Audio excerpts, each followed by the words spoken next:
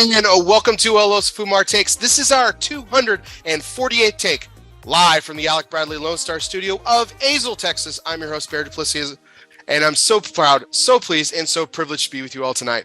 Thank you so much for joining us. We got a fantastic slew of guests, an entire panel of perfection. Well, at least that's what they're seeking. We're going to find some of the best opinions have to say about the cigar industry, where their story came from, where it's going, where it's at, everything in between.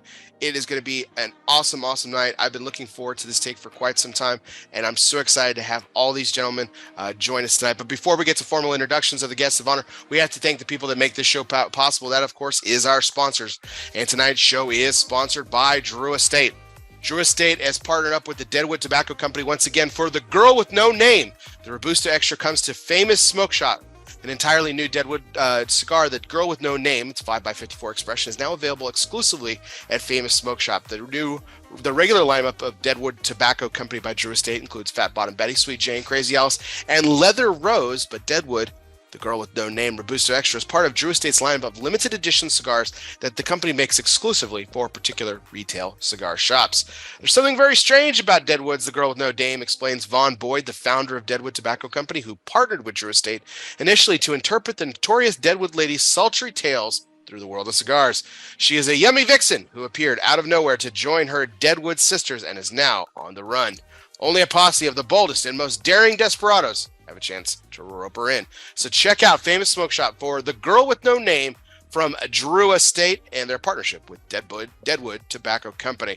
And welcome, everyone. Without further ado, let's welcome tonight's guests, sponsored by United Cigars. Smoke once a day and start living United. Misters Aaron Loomis, Jiunn, Seth Geise, and John McTavish from Developing Palates. Gentlemen, how are we doing tonight? Fantastic.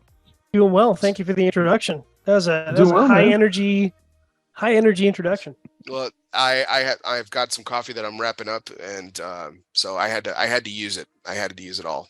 That's a funny way to say bourbon. There might be some of that in here as well, but we'll figure it out.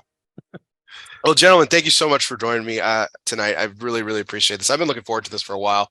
But I mean, let's get started. I wanted to do something. I approached Aaron earlier this week. I wanted to make sure it was even possible. And he probably was like, yeah, Barrett, it's probably the easiest ask he's ever had on an interview. So I'm actually going to smoke a cigar tonight, a cigar that I've never smoked. And I'm going to run it through the Developing Palate scale, and we'll come up with what my score will be using the infamous Developing Palate scale. So love it. Really excited. So so as tradition goes, I always ask my guests what I'll be smoking tonight. And everyone except for Jiunn has been on this show before. So Jiunn, thank you so much for coming onto the show. I really appreciate it. Thanks for having me. And as a first-time guest, I'm going to let you decide what I'm going to be smoking tonight. So I've got some choices for you. Okay. Marijuana. I have got a Macanudo Inspirado Tercio aged. Okay. From one of the 10 cigars that STG released this week. The El Septimo Da Vinci Sacred Arts Collection. It's a Lancero, or John and Seth might argue with that. I also got another Lancero, the Davidoff Signature Number 1, the one that they brought back earlier this year. Smoke that one. Yeah, I was going to say, Seth. Yeah, Davidoff. And I have not had one yet because I have sealed box here. If you want me to crack Tatuaje Drac Redux, I will absolutely do that. So yeah, how many cigars have you had today? I haven't had any. I'm going for straight cleanup. Right, I wanted to have a genuine experience here, guys. Yeah, open that tat. Open the tat. Here we go. Yeah, I'm curious what those are like. I knew what you were. I knew what you would have guessed. Seth, chosen Seth. So. Actually, after you throw the tat, I was like, you gotta go with the Redux, man. Screw Davidoff. Screw the signature. Although I feel like that Davidoff is probably a banger. I was really excited about the Davidoff and this too. So the Tercio age, I've liked some cigars with that type of aging on. So I was intrigued by the Macanudo's expression of it. The El Septimo I haven't had. Have you guys? This is the Tercio age. That's where they wrap it up like the chorizo, don't they? Mm-hmm. Yeah. How many of the El Sotimo line have you guys reviewed? I should have looked that up beforehand. Aaron. Yeah, I think I'm the only one that's reviewed them. I've just done personals. I think I've done 2 or 3. And I've yet to find one that I think's really enjoyable at all. Yeah, in true Aaron fashion. Have any of them broke 5.4? Probably. I think maybe they got like 5.6 or something like that. So it's all right. Ooh, banger. Still breaking 5.4, man. Yeah, but that doesn't mean anything to me. Yeah, you got to get into the mid 6s, I think, to even have a shot at like being intriguing. I feel like that's probably true of all of us, though. Like, I know you get bagged on a lot for your scoring, but like the truth of the matter is, I don't think any of us are really that impressed until you really go north of 6.5. Well, it's interesting you say that, John, because I was actually going to bring that up later, but let's talk about it now since you mentioned it.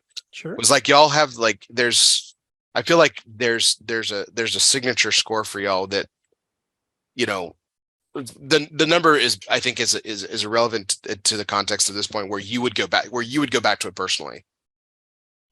You know, and I think yeah. Where as an individual, where we would go back. Yeah, like I think Seth, I think you have the most. I guess the largest span, because like you. Oh yeah, I'll commit to something or I will shun it. Yeah. So, but I will say this, that while my score may not reflect it, I can always, no matter where I end up, if I even destroy a cigar, if I find the guys are like pretty decent high on it, except for probably Jiunn, I'll be like, man, I really need to try it again. But I'm just teasing you, Jiunn. So it's one of these things that I try. CYOP, you know. Hey man, yeah. Yeah. I'd say high 6s. You know, usually when I really commit to something, if I give it in the 7s or so forth, I'll keep smoking it and I'll talk. I think 7s for any of us is like, man, we gotta go revisit and buy at least another 5 or something and enjoy smoking it. Like, I feel like when you're at like a 6.5, I feel like is that's a good score for you. You say overwhelmingly positive things about it. Typically, it's inferred, at least when I hear you talking about it on the videos, that you're going to come back to it at some point. Yeah, I mean, for me, I think 6.5. I mean, really, for me, you know, to borrow from Coop, and I think Coop's got a good system because he ties it into an action, right? So I think 6.5 for me is where if I'm in a humidor, I would pick up a single of that. Like you know, I'm actively, if I see it, I'm like, okay, I'll buy a single of that. And I think for me, once you get into the 7s, like Jiunn was saying, that's where I'm like, oh shit, I got to get a box of these. Like this is sort of box purchase worthy because it's a significant standout. Where 6.5 is like, you know, if I'm in a lounge, I'll light it up. I'm like, oh yeah, these are pretty good. What's your bottom, Seth? Is it around the same, about 6.5, 6.0? I'd say probably 6.5. I don't know if I would ever. I don't know how I would classify box. I think it probably really, even if it's a high score, it may just be something that I really enjoyed it, but it's just not something that is something that I'm going to smoke a lot of that I want to buy a box of. Has to be made in the Dominican.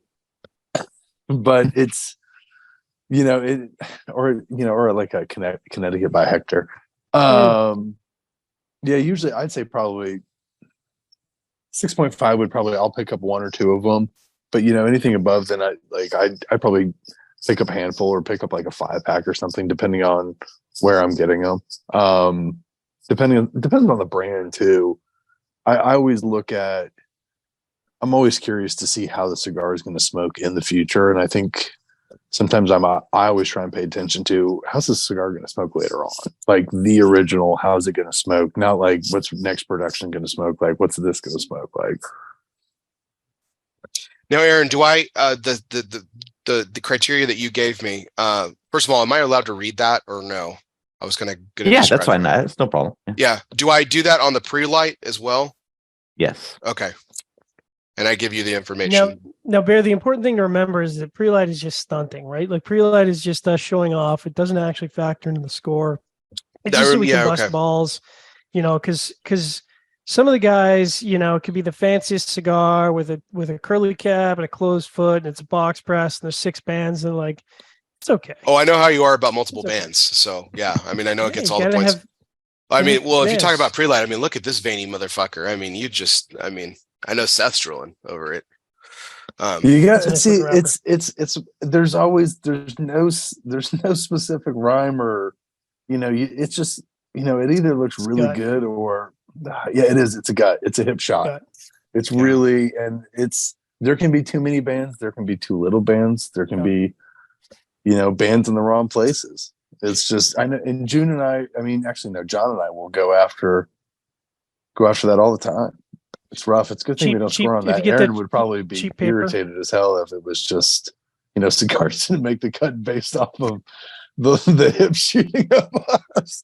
Well, I think it's funny. Cheap paper. I think it's funny. I mean, it is very on the nose. The fact that this is the Drac and it's very toothy. It's got a very toothy wrapper. There's literally like a topographical map of the Andes over here. It's what was it? The Rocky Patel, what was it? The DB series, DBS, whatever it was. Yeah, DBS. DBS was one of those cigars where I thought that while the coloring on the bands was great, I thought Rocky did a great job with it. I just thought there was like too much. And I thought the cigar itself deserved show the wrapper. It's not a bad looking cigar. So I think broadleaf's one of those things that you either find elegant or you don't. Well, it's just one of those things where it's like there is such a thing as too much going on, and that's where Seth's going with that. Is like, listen, you could just have one band on that if it's a really nice embossed, high quality paper, high quality wrapper. You don't necessarily need 3 bands and a ribbon, and just put on one really nice band. You're fine. But and Barry, you talked about broadleaf. I think broadleaf's one of those. Just because it doesn't look great doesn't mean it's not going to smoke great. And just because the wrapper doesn't look, it's not a beautiful wrapper for broadleaf, and Pete's even talked about that. It's just, did he pick a different priming? Is this a higher priming? Is this a lower priming? I think it's easy to look at like a Connecticut shade and be like, God, that's a really nice Connecticut shade, or like that's got some flaws to it. I think with broadleaf, you kind of have to appreciate the hardiness to it, and not be too like, God, is this really a pure Maduro throughout? Is this just like perfect, or is this like, man, this looks like a really rich broadleaf, which is what you want? Yeah, it's got all the characteristics of broadleaf that you want. It's very rustic and rugged, and there's a beautiful sheen on it too. It's really nice and oily. It's really pretty damn terrific on this particular wrapper. Of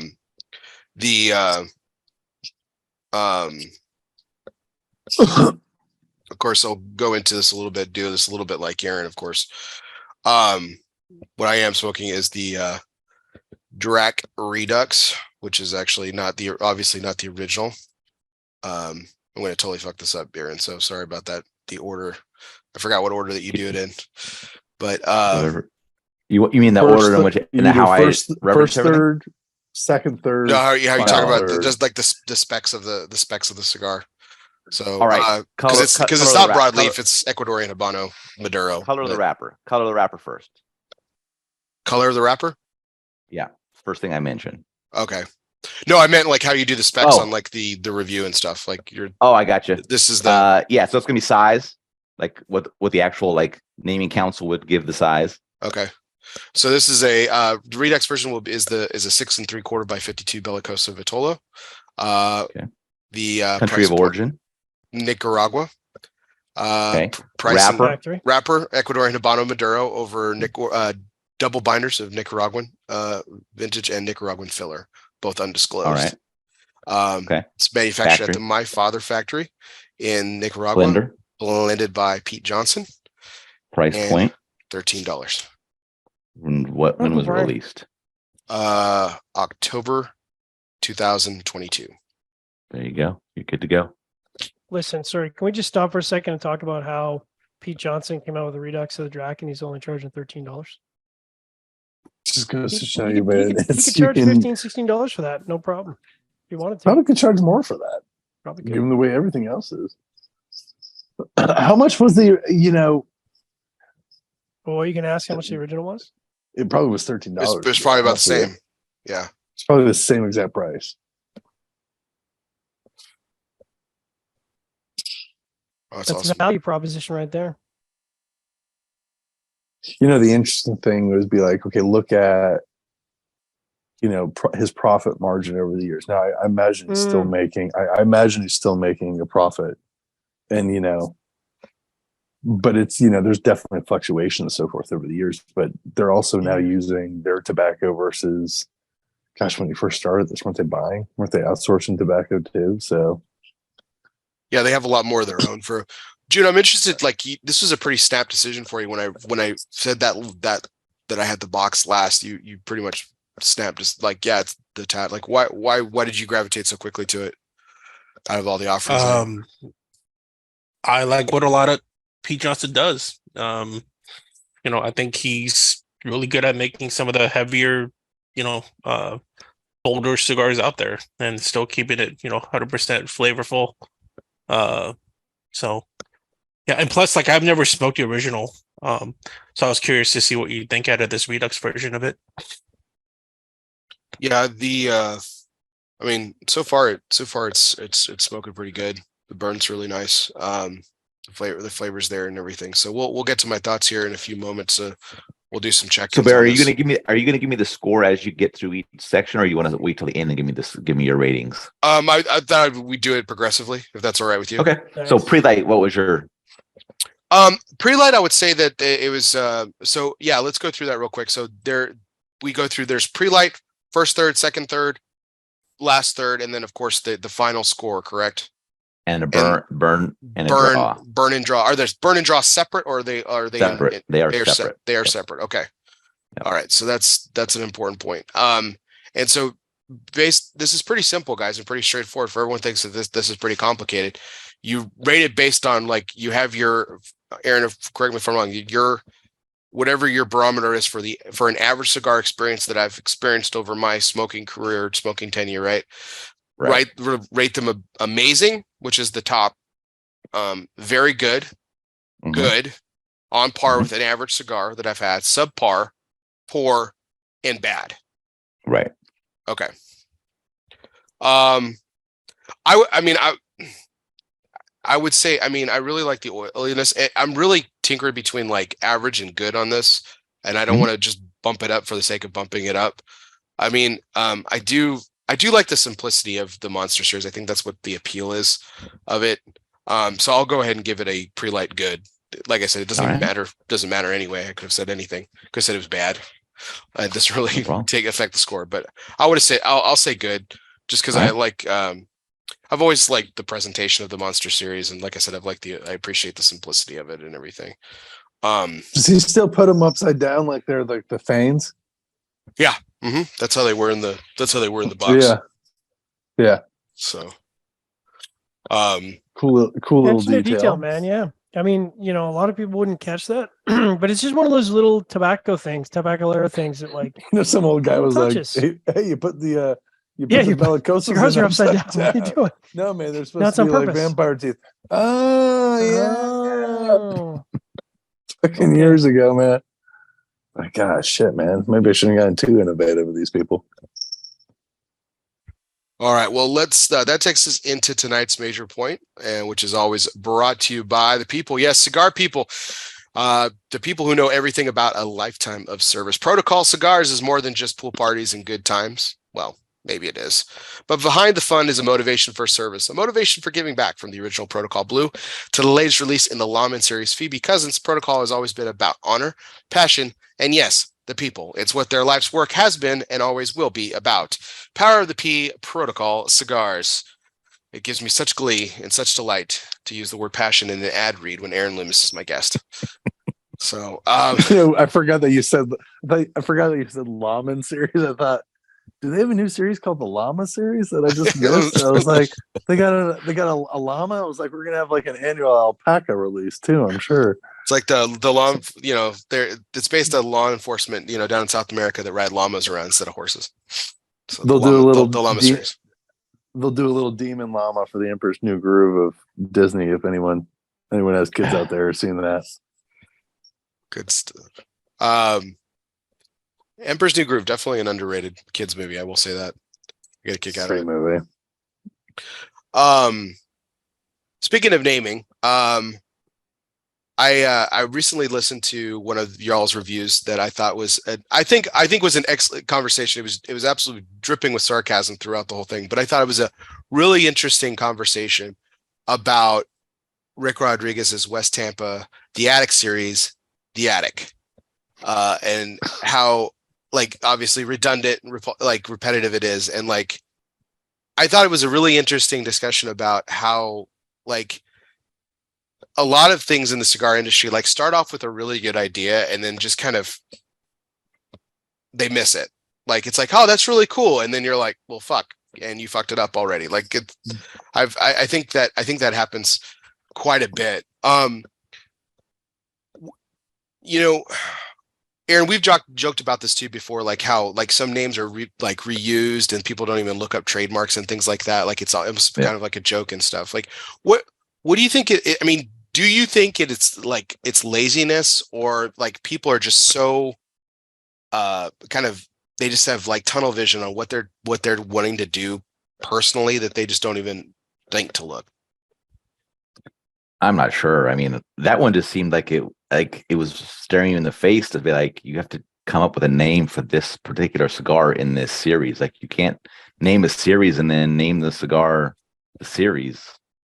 Because if you're gonna have other ones, like it's gonna look, that first one's gonna look weird when you get to other ones. So I don't know why it came out that way, but it did. So I mean, I'm pretty sure Seth had a really good time explaining that one on the video. So it was pretty entertaining. I really enjoyed it. Like when Seth actually, it's funny you mentioned Seth, because Seth goes, says, hey, all you have to do is go upstairs and look around your attic and just start naming shit. And like, there's your attic series. Yeah, and like my mind immediately went to the mothball, like the attic series. This is the mothball, which is definitely more flavorful than some of the cigars that he put out at CAO. So I was like, that's pretty apropos. Wow, Bear, I didn't know you were like this. Bear, this is great. Bear, you got to join our review crew, man. Dude, I've got some feistiness in me. Like I don't know. Like here's the thing. Like what I'll say like about my rating system, and I think is like I smoke a lot of different things and I enjoy a lot of different things.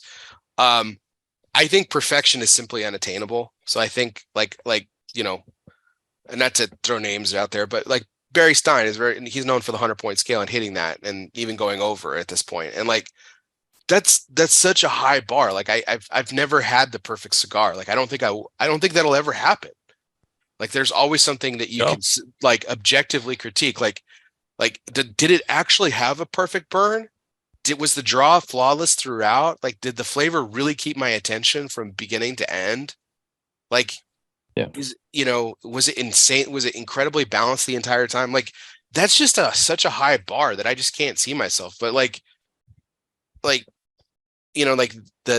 night, the 90 is the 90 kind of scale. And like 88, 89 for me, like on the 100-point scale, like that's a good cigar. I'll give cigars that score and I'll enjoy them. Like I'll smoke those still. But like to the industry, it's like a dig. But yeah, yeah, it's grown to be that way. It didn't used to be that way, right? It used to be that 88, 89 was that good territory, but then kind of was that bit of inflation. And then once you got kind of over that 90 barrier, that became the new standard, and those other scores have fallen off. Yeah. I mean, there's cigars that I really don't enjoy. Like, I'm not going to give them a 50 because that just seems really, I mean, I don't care about being cruel, but like yeah, but the cigar has to be falling apart. You'd only be cruel giving it a 50 because how everybody else uses that system, right? Right. If you used, we could clearly use the 100-point scale and we could use 50 for our average, but that would be so confusing. That would be even more confusing, I think, to how we do it now. People would really think that we are trying to be mean to people. Yeah, this is such a large scale. Like, I mean, there are cigars that I've smoked that I've like given like an 80. I'll never smoke that cigar again. Right. It just like the flavor was often hit my palate. I mean, it held together. It smoked well or decently enough to where it's like, okay, it was made well, for the most part. But I mean, it just tasted like shit. So yeah. So like the CAO session, for example. So to your point, Jiunn, like we were talking about. So let's go. Right on. Yeah. Speaking of CAO sessions, we're doing a giveaway tonight. But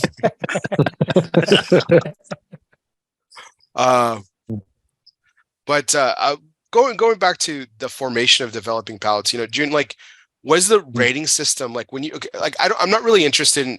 I know that you guys broke off from Blind Man's Puff.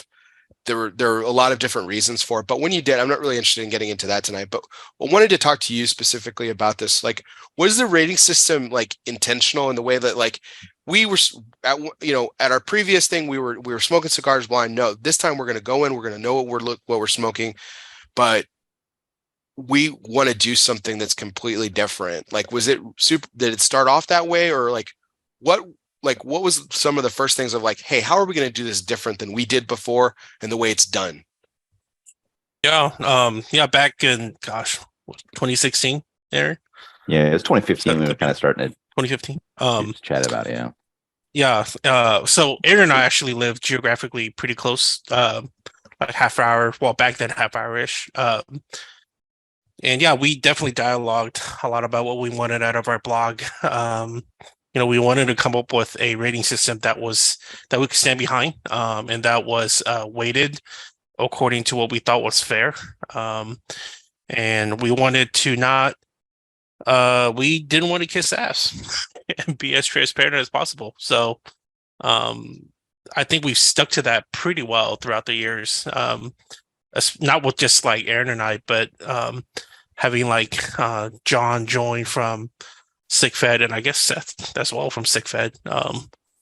So yeah, I mean, there's it's actually funny that I think, with so many years ago, and I'm thinking about it again, I've had way more ideas that I wanted to do, and Aaron and I will dialogue about that, but to operationalize it is really hard, as you could probably find out, as you already know, Bear, trying to like get industry people's time and get them to buy in on the concepts and being consistent in doing it. But yeah, one of the biggest things that Aaron and I talked about was just being as transparent as possible. And honestly, like BNP's concept is awesome. Like I still wish we smoked blind, because you strip away everything out of the marketing and the bands and all that, and it's all about the leaf, right? But we're not going to do that because we're not going to obviously duplicate their efforts. Was okay? So to your point, like you wish that's what you could do, and it's understandable why you guys had to stray away from that. Not necessarily had to, but I think I would agree that that's the right decision. It's the right thing to do. Yeah. But has that made it more difficult for you, just as a reviewer? Okay. Yeah. Towards the beginning, for me anyways, it was a little bit challenging, right? Because as you make relationships with, cigar industry folks, and especially the ones that you like and build a rapport with, sometimes there's this aspect of, oh man, I feel a little bad for giving the score, but now I don't give a shit, because at the end of the day, it's how I feel, right? Like, and if you like it, great. If you don't like it, and it's my subjective palate, right? Like, we could agree upon within all of us burn and draw, right? Because for the most part, that is as objective as you could get. But aside from that, everything else is super, like, flavors are super subjective, right? But yeah, like, it was a little challenging in the beginning, especially like Aaron's been in the industry for far longer than I have, and he knows way more cigar industry folks than I do. But for me, just in the beginning of kind of meeting more cigar industry people, understanding kind of where my voice is and how I rate and review, I think that was a little bit of a steep learning curve. So with Yeah. transparency, Aaron, just wanted to kick this over to you. So with transparency being the center of what y'all wanted to create, how did you feel like this? And I know how humble you guys are about it. But I mean, it is a revolutionary scale, right? I mean, no one's done it before. Everyone's adhered to basically this other type of scale. You've seen other little things here and there, like the grading, like the A plus, or if you want to use like 5 cigars or 4 cigars. So like those are Right. kind of similar, sort of.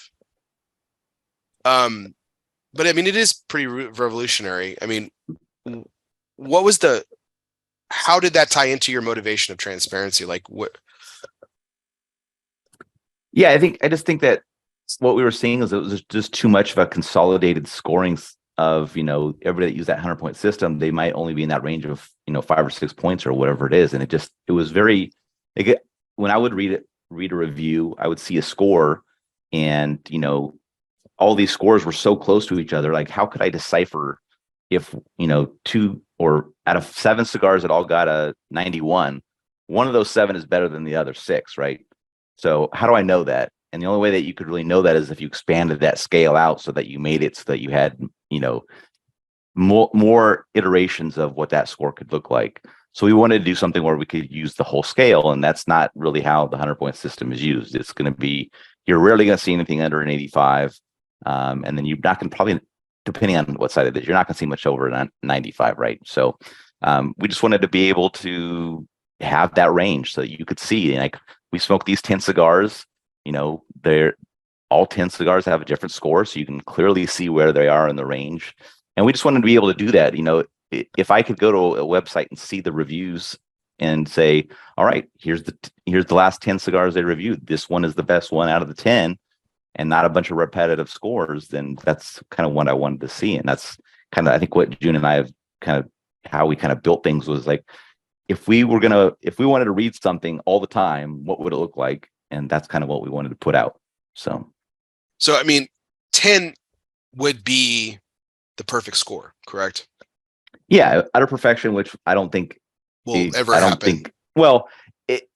At the end of our reviewing days, right, you're going to find your highest rated cigar and say, that was the perfect cigar for me. But it's only in retrospect. You can't see that going forward, right?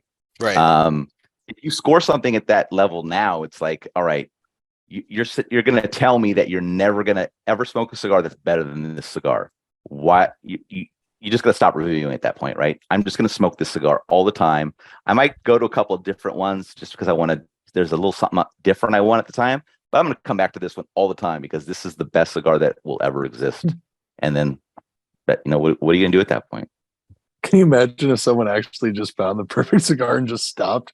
Like they just. Like, can you imagine if I found that, I probably would do that. Imagine if one day Cooper was like, I found the perfect cigar. This is 100 on Cigar Coop, and then he just stopped writing. That's when he finally goes dark. He'd finally like no one got from Coop from 10 years. That would be the ultimate sign off. He's just smoking that same cigar still, man. He's just doing his thing. So since you chimed in here, so like, I mean, obviously you did not start with the team at the very beginning, and John, this question for you too, but like, so when you guys saw, I mean, because you guys were acquainted at least before you guys joined the team and everything, like when you saw what Aaron and Jiunn were doing, like what, like in the spirit of transparency, like honestly, what were your initial thoughts? Like, did you think that they were crazy? You thought they were onto something? Like, what were your initial thoughts with it? Well, I didn't think they were crazier than I was. I was like, let's just go along for this ride, man. Let's just see where this goes. So it's just a wild and crazy trip. No, it's very different. I'll say for me, it's very different, but I understand what he's saying. And Aaron mentioned it that, if everyone gives something 91, like my 91's different than another person's 91, and there's different aspects to it, and it's just further breaking down the cigar and looking at it from a different level. And I think having all 4 of us really contribute with it really gives you an idea of, every once in a while we can have the same score, but we can be there in a different way. but there's occasionally times where like we'll smoke a cigar, and I think that we're all, it's, there's been a couple times, I don't think Jiunn was a part of it, where like Aaron, John, and I were like dead on with a cigar. And it was just like every aspect was the same, and it was really enjoyable. And I wouldn't say it was like the perfect cigar, but I think the three of us would say that, yeah, we really enjoyed it. And the three of us would smoke it together all the time and have a good time with it. Okay. John can break it down. His Yeah, more philosophical. Yeah, listen. First of all, I like the idea of zagging when everyone is zigging, and I totally agreed with the full. Like, it took a while for me to kind of really wrap my head around the scoring philosophy, but as Aaron explained it, listen, if you smoke 50 cigars that year, how many of those cigars are truly standouts? Like 50 new cigars that year, how many of those cigars are truly standouts where you look back and I ask you about that cigar, this cigar released in July, what do you think of that? And if your honest response is, that's a 5.5, that's what it is. And I think the problem is that, we've got an industry of very passionate people, and I get that there are, in a way, it is a little more art than science, right? These are people that are creating an artistic expression of what they feel is good, and there's nothing wrong with that, because like Jiunn said, it's a highly subjective experience, and nothing against a manufacturer or brand owner who puts out a cigar and they're like, no, I think this is an 8. Okay, great. There's nothing wrong with that.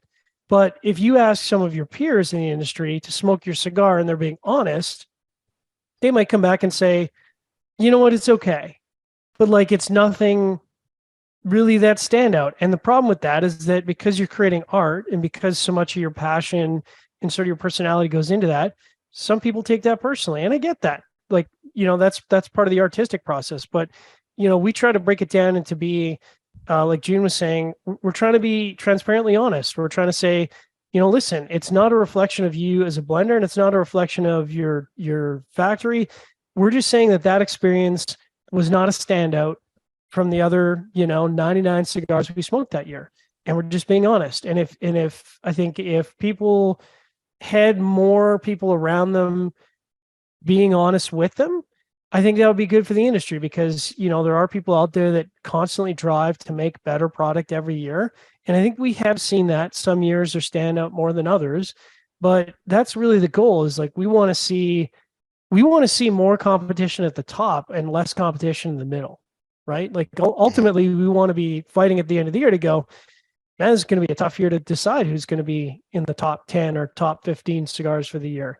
But unfortunately, most years, that standout is not that difficult. You look, like I said, you look back and you go, what'd you think of that cigar? What'd you think of this cigar? Oh yeah, no, that was a really good cigar. And you just know. And sometimes after just a few puffs. Yeah, I think that kind of goes into a question that I wanted to ask a little bit later, but before we kind of segue into Seth and you joining the team and everything, I wanted to talk about that. Like and I've heard you guys say this on review, so I know I'm not crazy, but it feels like a lot of cigars that I've smoked, newer cigars, newer releases that I've smoked recently over the last few years, more and more I'm experiencing what Aaron likes to call the cigar aficionado effect. Like, they start off one thing and then they end up completely another, and it's not a completely another being a good thing. It's like they somehow like log all the complexity and balance into the first third, and it's just like, and then after that it's take a direct left out of Flavor Town, to throw a Guy Fieri reference in. It just, I mean, I know I've heard you guys say that. I mean, I know we're kind of in agreement here, right? For sure. Yeah, I think that flavor being subjective, there are definitely times, not to pick on cigar aficionado, because we do this with our own lists. I think when people say like you're breaking down other lists, well, nobody is harder on our own lists than we are, right? And you see it in every time we have a review, and there's pretty contentious debate on every single review, and there's contentious debate at the end of the year when we talk about what's going to make that list. The cigar does have to perform for all 3/3. And as much as I'd like to smoke a cigar for the first third and then pitch it, the reality is most cigar smokers are intending to smoke as much of that cigar as possible. And you see like the nub crews out there that are like smoking that cigar way further down than I would, because I can, for me, most of those cigars past a certain point, it's you just can't smoke a cigar past that point because it becomes too hot and too bitter and whatever. But the average cigar smoker is spending their good hard-earned money, and they want to get as much flavor and as much time out of that cigar as they physically can. Before we go into you guys joining the team and everything, Aaron, I'm about done with my first third here. I wanted to kind of give you some thoughts on it. So the flavors I've kind of typed some notes up here as well. The flavors kind of started off. First of all, I think the burn has been pretty even. I haven't had to do any touch-ups yet. Don't foresee that happening necessarily. I have had to ash once already, just because of the ash is a little loose and flaky. Do you guys knock points off for like ash construction? I didn't think so. But the burn's pretty consistent. I mean, it's slightly wavy, but nothing crazy or anything like that. So, John, this is where I kind of want to bring you in. We had this discussion off air privately, but I wanted to bring it to the purpose of the air, just because I wanted to see if I could get my audience to understand it, at least to where I've understood it. You use terminology like, "Oh, this is a notch too tight," or 3 notches too tight. So, what's the barrier of is it, again, kind of to the point of the whole ranking system that you guys do? Is it, this is my perfect draw, and a notch too tight is 1 notch too tight off? Can you explain it and walk me through it? Yeah, absolutely. So there is a little bit of subjectivity to that, in the sense that it's hard to describe to somebody what a notch too tight is, right? And I think, that it takes a lot of explanation to walk somebody through that. And I think there is, unfortunately, a disconnect, because for me, I would say that, what I would consider to be a technically perfect draw, I personally wouldn't consider to be a technically perfect draw on like a Corona or a Lancero, because to me, what I want a technically perfect draw to be on a smaller ring gauge is I actually want it to be between 1.5 and 2 notches resistant. So you actually want a little bit of snugness on a skinnier ring gauge cigar. To me, that from a true construction perspective, you actually want a bit of a tighter draw, because that's going to be a better smoking experience. But from a process that can be applied to all cigars, that might not be a technically perfect draw, as you compare it to everything else. And I think you just know when you I assume you did a straight cut, Bear? Yes. Which we're going to talk about your preferred cut here in a little bit. Yeah. So like when you draw on that, if you draw and if you smoked enough cigars, you know the difference between the cigar being open and the cigar being resistant, right? Like if you draw on it and it's immediately a wind tunnel, you're like, okay, this draw is open. But when you draw on it and you immediately get, a good amount of smoke production without resistance, without the draw pushing back on you, you had a perfect draw. And I think the problem is that for me, there is, in the non-Cuban industry, there's more than enough technical training for everyone to have a perfect cigar every single time. Like all the tools are there, all the training is there. And there really isn't, especially, as prices start to creep up into the north of $13 mark, there really isn't an excuse for a tight draw or even a resistant draw, right? Like it always kind of, in the past, non-Cubans, it kind of has to be perfect every single time. And I don't think that's asking too much, really. It used to be that way a couple, 3 years ago. Okay. So with all that being said, I would say that this particular cigar, because you want, with a Bellicoso, you're gonna want some snugness to it. You're gonna have some obvious snugness. So I would still say that this is probably a notch too tight for my deal for me for a Bellicoso. Mm-hmm. So I think what I would say is, I think I would still characterize that as average. So where I would put it, so you understand kind of where and everyone on our panel kind of rates it a little bit differently. So a perfect draw for me is obviously that exact zone between open and resistant. So the moment you start to get sort of, you can detect resistance, that's when you've moved out of a perfect draw. And that, like I said, the 1 to 2 range is where I would want to say, I want a Corona or a Lancero to be. over a 2 is where now you're actually having to work at the draw, right? So like sometimes with box presses, it's intentionally snug. So 2 to 3 is like you're actually getting some snugness, and then over 3 is where you're actually physically working that draw, and you're like, okay, this is a little bit annoying. And then over 4 is where you start to get into like, okay, there's a technical issue with this cigar. Either the tobacco's too wet inside, maybe a knot was formed when they did the break. They twisted it and they made a knot in the break, and so you physically got a break. At that point, I'll actually check the cigar, like I'll physically inspect, and you can tell right away, right? Like you can physically feel, Right. Maybe the first third or last third is tight, and you're like, okay, it's overpacked, or it wasn't bunched properly.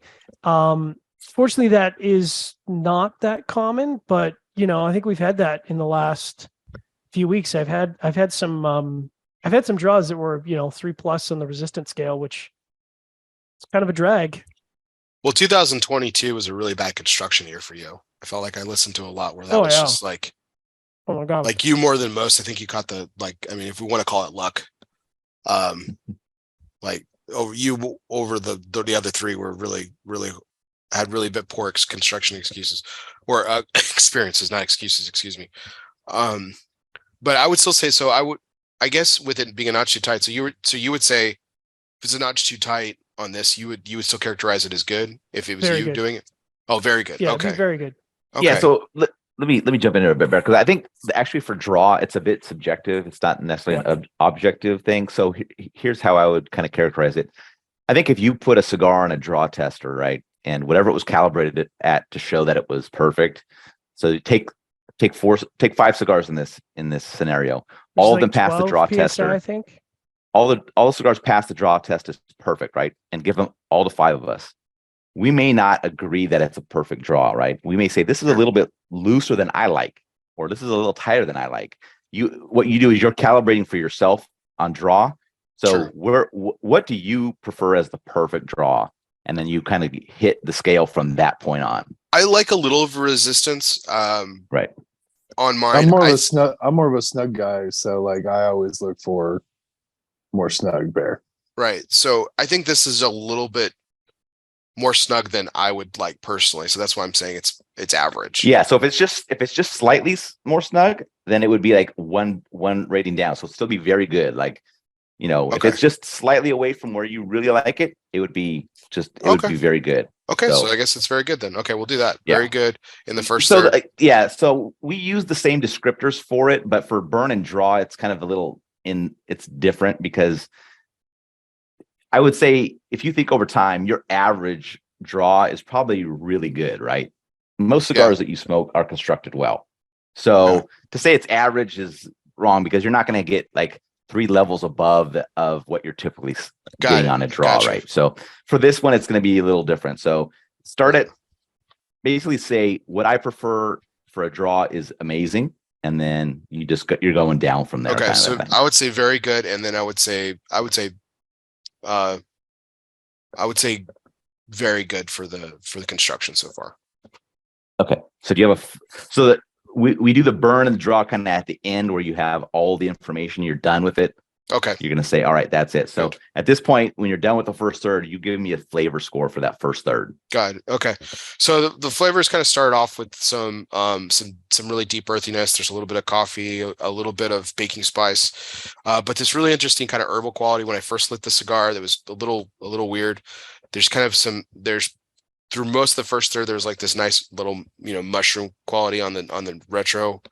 And then now there's this kind of towards the end of the first third is kind of this minerality that I dig in cigars a little bit. But it's with the retro being so just kind of off kilter and everything, it's kind of made for a really interesting first third, but not really balanced so far. But the mouthfeel of it's pretty good and tastes pretty good. The retro is kind of the one that's throwing me off. So I would say that it's right now I would say it's good.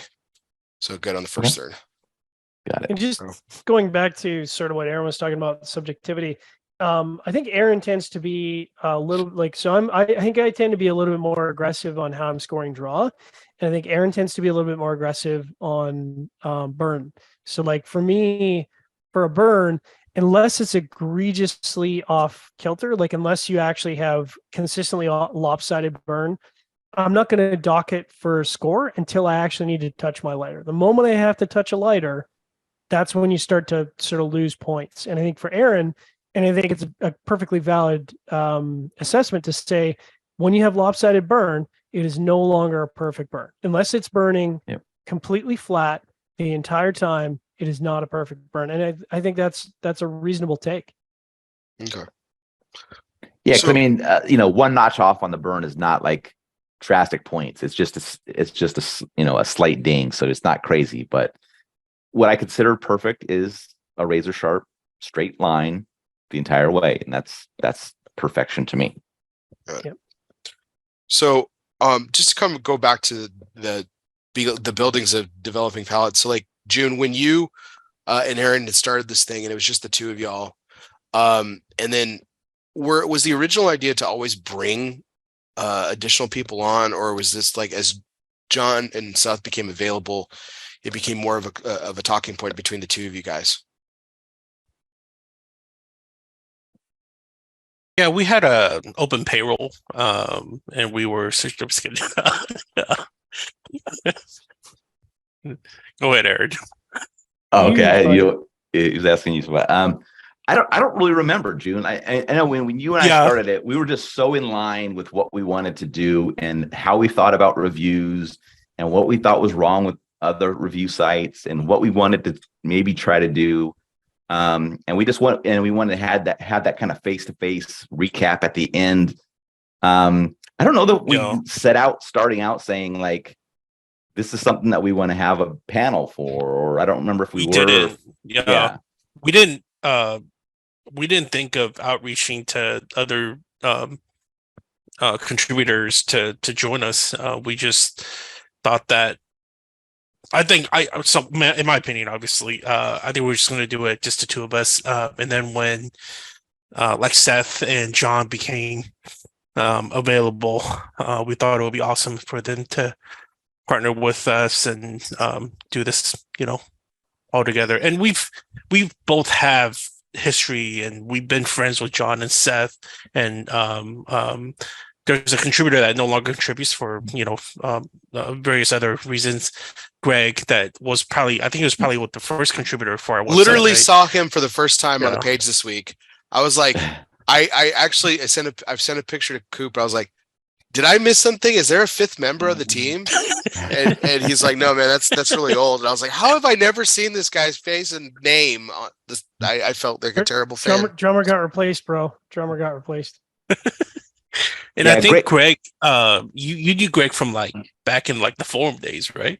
I knew him in the forum days, and he was one of the guys that we recruited for Blind Man's Puff as well. So he was a reviewer there. Okay, gotcha. And he was ready to leave over there as well, and kind of the same thing. Like I asked him if he wanted to come join us, and he was interested in doing it. It was only for a short time because he just had some other commitments that he just wasn't able to do it anymore. We would have loved to have him stay on because he was a fantastic reviewer. He had the same kind of mindset of what we wanted to do. That's kind of, I think that was Jiunn and I's criteria, is like, it's not like we could just like pull in a bunch of people and feel that we could do this well. Like, I don't know how to say this nicely without making us sound like dicks, but we want to like-minded people. We've turned people that have asked us to join us away. So because we didn't feel like they were ready or that they could do it in the spirit of what we wanted to do.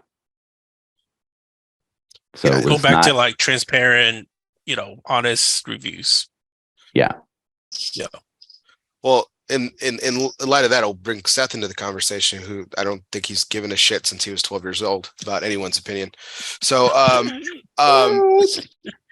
Seth, you started your own site. I mean, I remember when I first started really digging into cigar media and seeing Seth's Humidor was one of the first things that I saw and read and paid attention to.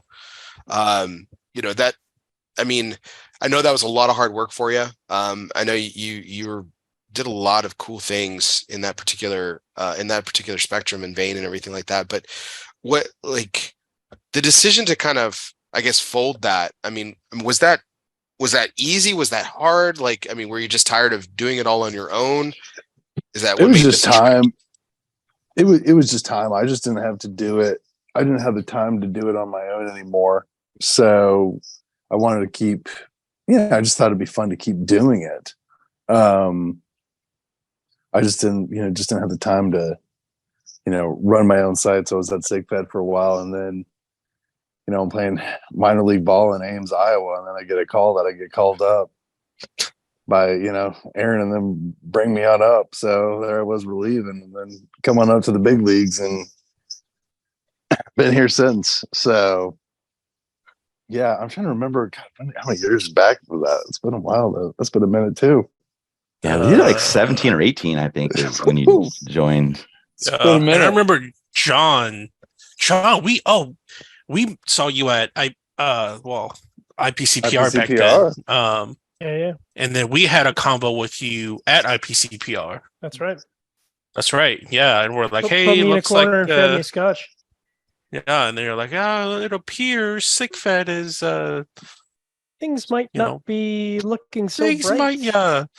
Things might be after Aria is over. I hear a band playing and they're loading the boats, and I'm wondering if maybe I should get on a boat after the women and children are done, be respectful, and get on a boat before. How many elbows did you throw, John?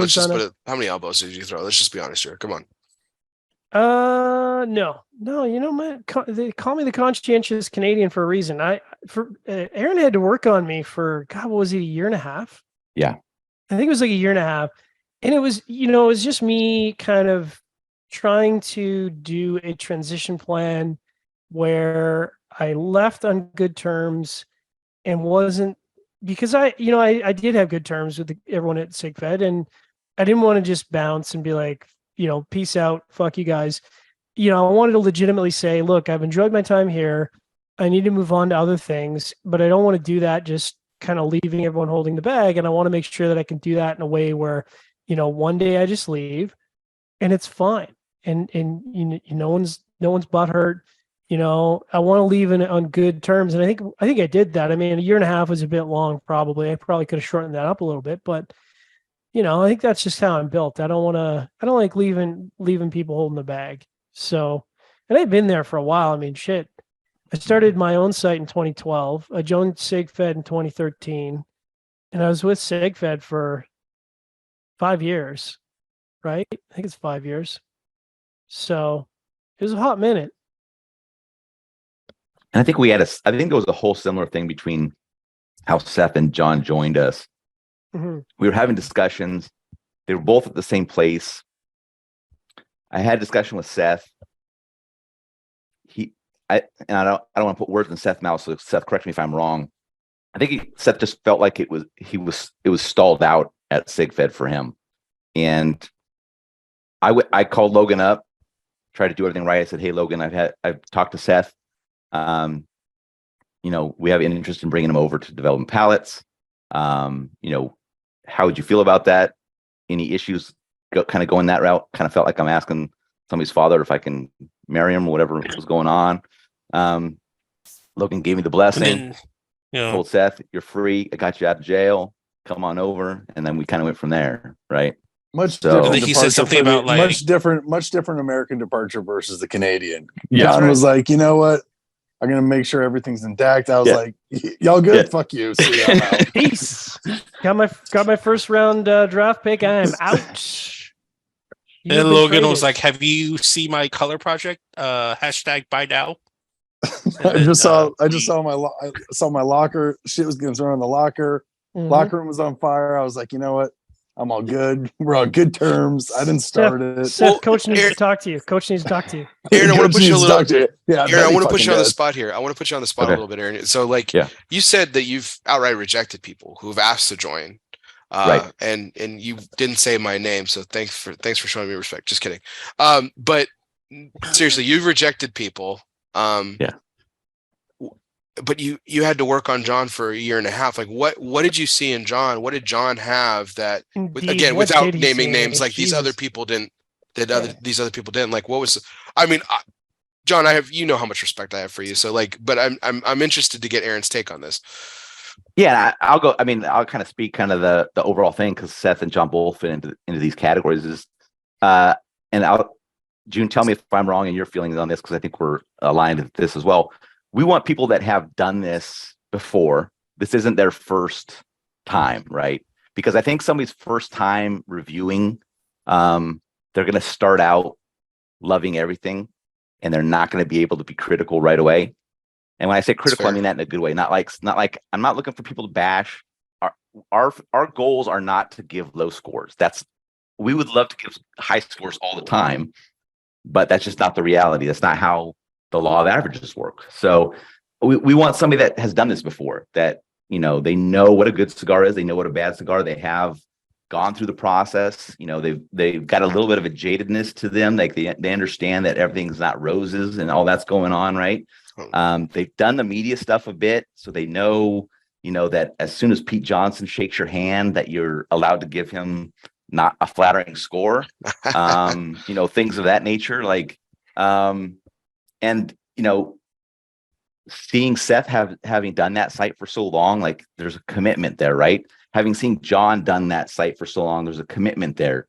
Like John's very obviously, you can see John is very interested in flavors because he was doing sharing our pairings, and he's, you know, super into spirits and beer and all that stuff. And Seth was doing some of the wine stuff, you know, as well. It was like these guys are into flavor as the component for the base of this thing, and that's what Jiunn and I focused on, was flavor first. It's all about flavor, right? Yeah. We can look past the Fuck band. the burn cone, just all about flavor. Yeah, exactly. Yeah, flavor plus, is all that matters, right? So, I'm okay working with people to help them do this if they want to do this. Like I don't want to sound bad saying this. I'm fine being a mentor. If someone wants me to be a mentor, I'm not going to go out there saying, I'm going to mentor you on this. Like if someone asks me and I can help them, I will help them. But I'm not going to bring them up on developing palates, right? Gotcha. They need to use Seth's metaphor, right? Like they're the big leagues. You're okay with developing people, but you're not going to do it on your team. Yes. Okay. If they, you know, I'm all for trying to encourage people that if they want to get into this, to do their own thing. Like don't come up on somebody else's system or site, you know, do your own thing, get a feel for what it looks like, feel how hard it is to do, because reviewing a cigar is easy, but putting out the consistent content is the hard part, right? Right. And I want them to get that feeling of, you know, I can do this. I enjoy doing this. Now it's a grind. I'm going to continue to do it because I like it, or whatever, you know, just that you want to power through it and say that you can continue to do it. And Seth and John were grinding it out for so long. I know that they could grind, right? Because I don't want to bring somebody on, and I'm sure Jiunn doesn't want to bring somebody on and they're on for 4 months and then they bail on us. You know, we want to have like this consistent team. Like people come to the site, they see the four of us, they know the four of us are going to be there, kind of a thing. Mm-hmm. At some point, somebody's going to have to leave, right? And then somebody else is going to leave. But I think with this group, we have that kind of agreement that we're kind of in this for the long haul. As life comes up and somebody has to make an adjustment, we're fine with that. You know, all of us have had life changes in the last few years and things of that nature. We've powered through them, but we're kind of all moving forward together on those things. So that's the thing, is we just want it to be solid. And now we want to know that we have solid people, and Seth and John fit that mold perfectly with what Jiunn and I had kind of set forth. I don't know if you remember this conversation, Aaron. It was kind of when we were at the interview stage. And I think the conversation went something like, you know, how are you going to feel if it's like a big release from Drew Estate or another big company, and I end up having to just lay into the cigar? And I remember you said something like, not only do I want that, I insist that you do that. I insist that you are completely honest with your subjective take on that cigar, because we're not looking for people to pull their punches. We're looking for people to be honest. Right. And that was where I was like, okay, they're running this transparently, as honestly and open and transparently as possible. I'm like, okay, that sealed the deal for me. It's Yeah, interesting plus to hear you, that Joe question, White not the also- opposite. I'm sorry, Jiunn. Yeah. No, I was gonna say Joe White also said Seth has the best palate in the industry on the media side. So we had to bring him in. You're just too funny, Jose man. Blanco, by the way, Joe Jose White. Blanco. Too Yeah. white, man. Because I mean, any of you guys can speak up for any conversations that they've had with people in the industry, but I don't think we've ever really been nasty in any of our reviews or anything like that. And we've given, obviously I've given a bunch of the low scores. Seth's given low scores when he really doesn't like something, but and people may say stuff behind our back, and we do get razzed on, obviously publicly for our scores, and especially me, but nobody's ever really taken me aside and said, hey, I didn't appreciate this or anything like that. I think when it comes down to it, most everybody understands that it's an opinion, and as long as you do it correctly and you're not being nasty or trying to take somebody down, that it's just the opinion. They obviously that one cigar can get high ratings from other reviewers, and we just didn't care for it. But at least I've never had that, and I don't think any of the other guys have. But they can speak up if somebody's pulled them aside and said, that's bullshit. I don't know what you guys are doing. That wasn't right, or something like that. So I don't know. Michael Hurkos is a dick, man. I'm just kidding. He I was We are no longer reviewing cigars. I was No, we actually going to did, say man. Michael, because Michael's a good guy, and yeah, he kind of in good nature. When we saw him at PCA last year, he's like, oh, McTavish, okay, you have the balls to come to my booth, okay. Yeah, I heard you finally liked one of my cigars. Man, what an honor. But it's like Michael is a good example of where, like, he doesn't take it personally. He's going to sell plenty of cigars. He's not having a problem selling cigars. He knows he makes good cigars. And my subjective take on his cigar aside, that's just my opinion. And I'm just one guy. And he doesn't take it personally. And he knows that I am an industry veteran. And, I think it's that old saying of like, if somebody isn't busting your balls, they really don't respect you, right? If Michael didn't bust my balls, I wouldn't know that he genuinely respects me and like can have that conversation, because he would just hold his tongue. But he feels comfortable saying, "Oh, fuck, I can't believe you came back by my booth and you hate my cigars. Like, really nice to see you." So, I appreciate that. I appreciate that give and take.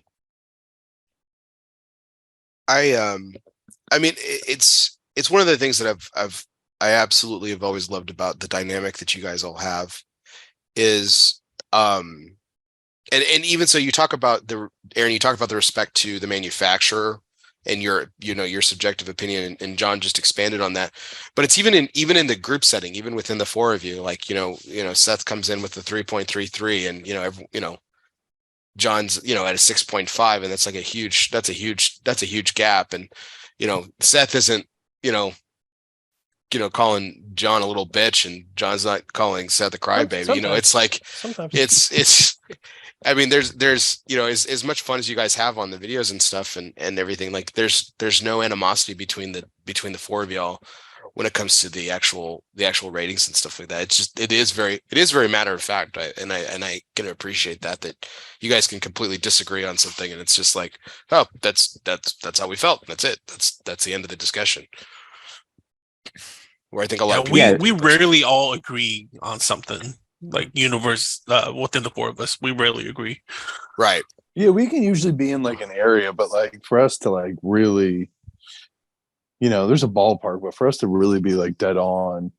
But I think that's what's like fun is that, I think if anyone who pays attention to us long enough, you get to have an idea of, if you're smoking a cigar and you go look to see what, we're reviewing it, and you've paid attention to us, you probably have an idea of what our palates are versus how you smoke, and you'll be able to see us. But I think the nice thing is that there's still those cigars that pop up that you wouldn't think that, you know, maybe John and I would be in line with, or Jiunn and I or Aaron and I would be in line with, and yet we're in line with it. And we found something that we really liked about it. And that's always fun. So here's my question. So the cigar came up in the green room when it was just Seth and John and I was really surprised because of my own personal experience. And this is like a 2-part question of how close you guys were on the Rocky Patel 60 that y'all smoked. Like y'all were all in the 5s. Like it was a really, really tight score. To me, that cigar has been one of the most inconsistent cigar experiences that I've had in the last, 3 to 5 years. I've had Rocky Patel 60s that were fucking great. And I've had Rocky Patel 60s that were fucking not. And it was just, as a smoker, it's really frustrating. And I know it is for you guys too, but like, to that point, like, have you ever had that, like, that when you smoke it for review, you're like, shit, I know this is better, but I'm going to be honest and transparent to what my experience was at the time. Or likewise, you're like, man, this cigar was incredible. And then you smoke it again and it's like, it's not. I mean, Jiunn just submitted a review like that. Yeah. Yeah. I literally just submitted a review yesterday. I could talk about it. I don't care. It's the Tatuaje PCA release, the 2022 release, right? Mm-hmm. Right. I smoked that right when it hit the B&M, I think like 4 or 5 months ago here. It was fantastic. And me reviewing it last night, it was not. It was actually highly disappointing, especially knowing that I bought a box of it. So, but it's completely understandable because when I think about that cigar, and I have to review it based upon at the point in time that I reviewed it, right? Right. And I have to score it at that point.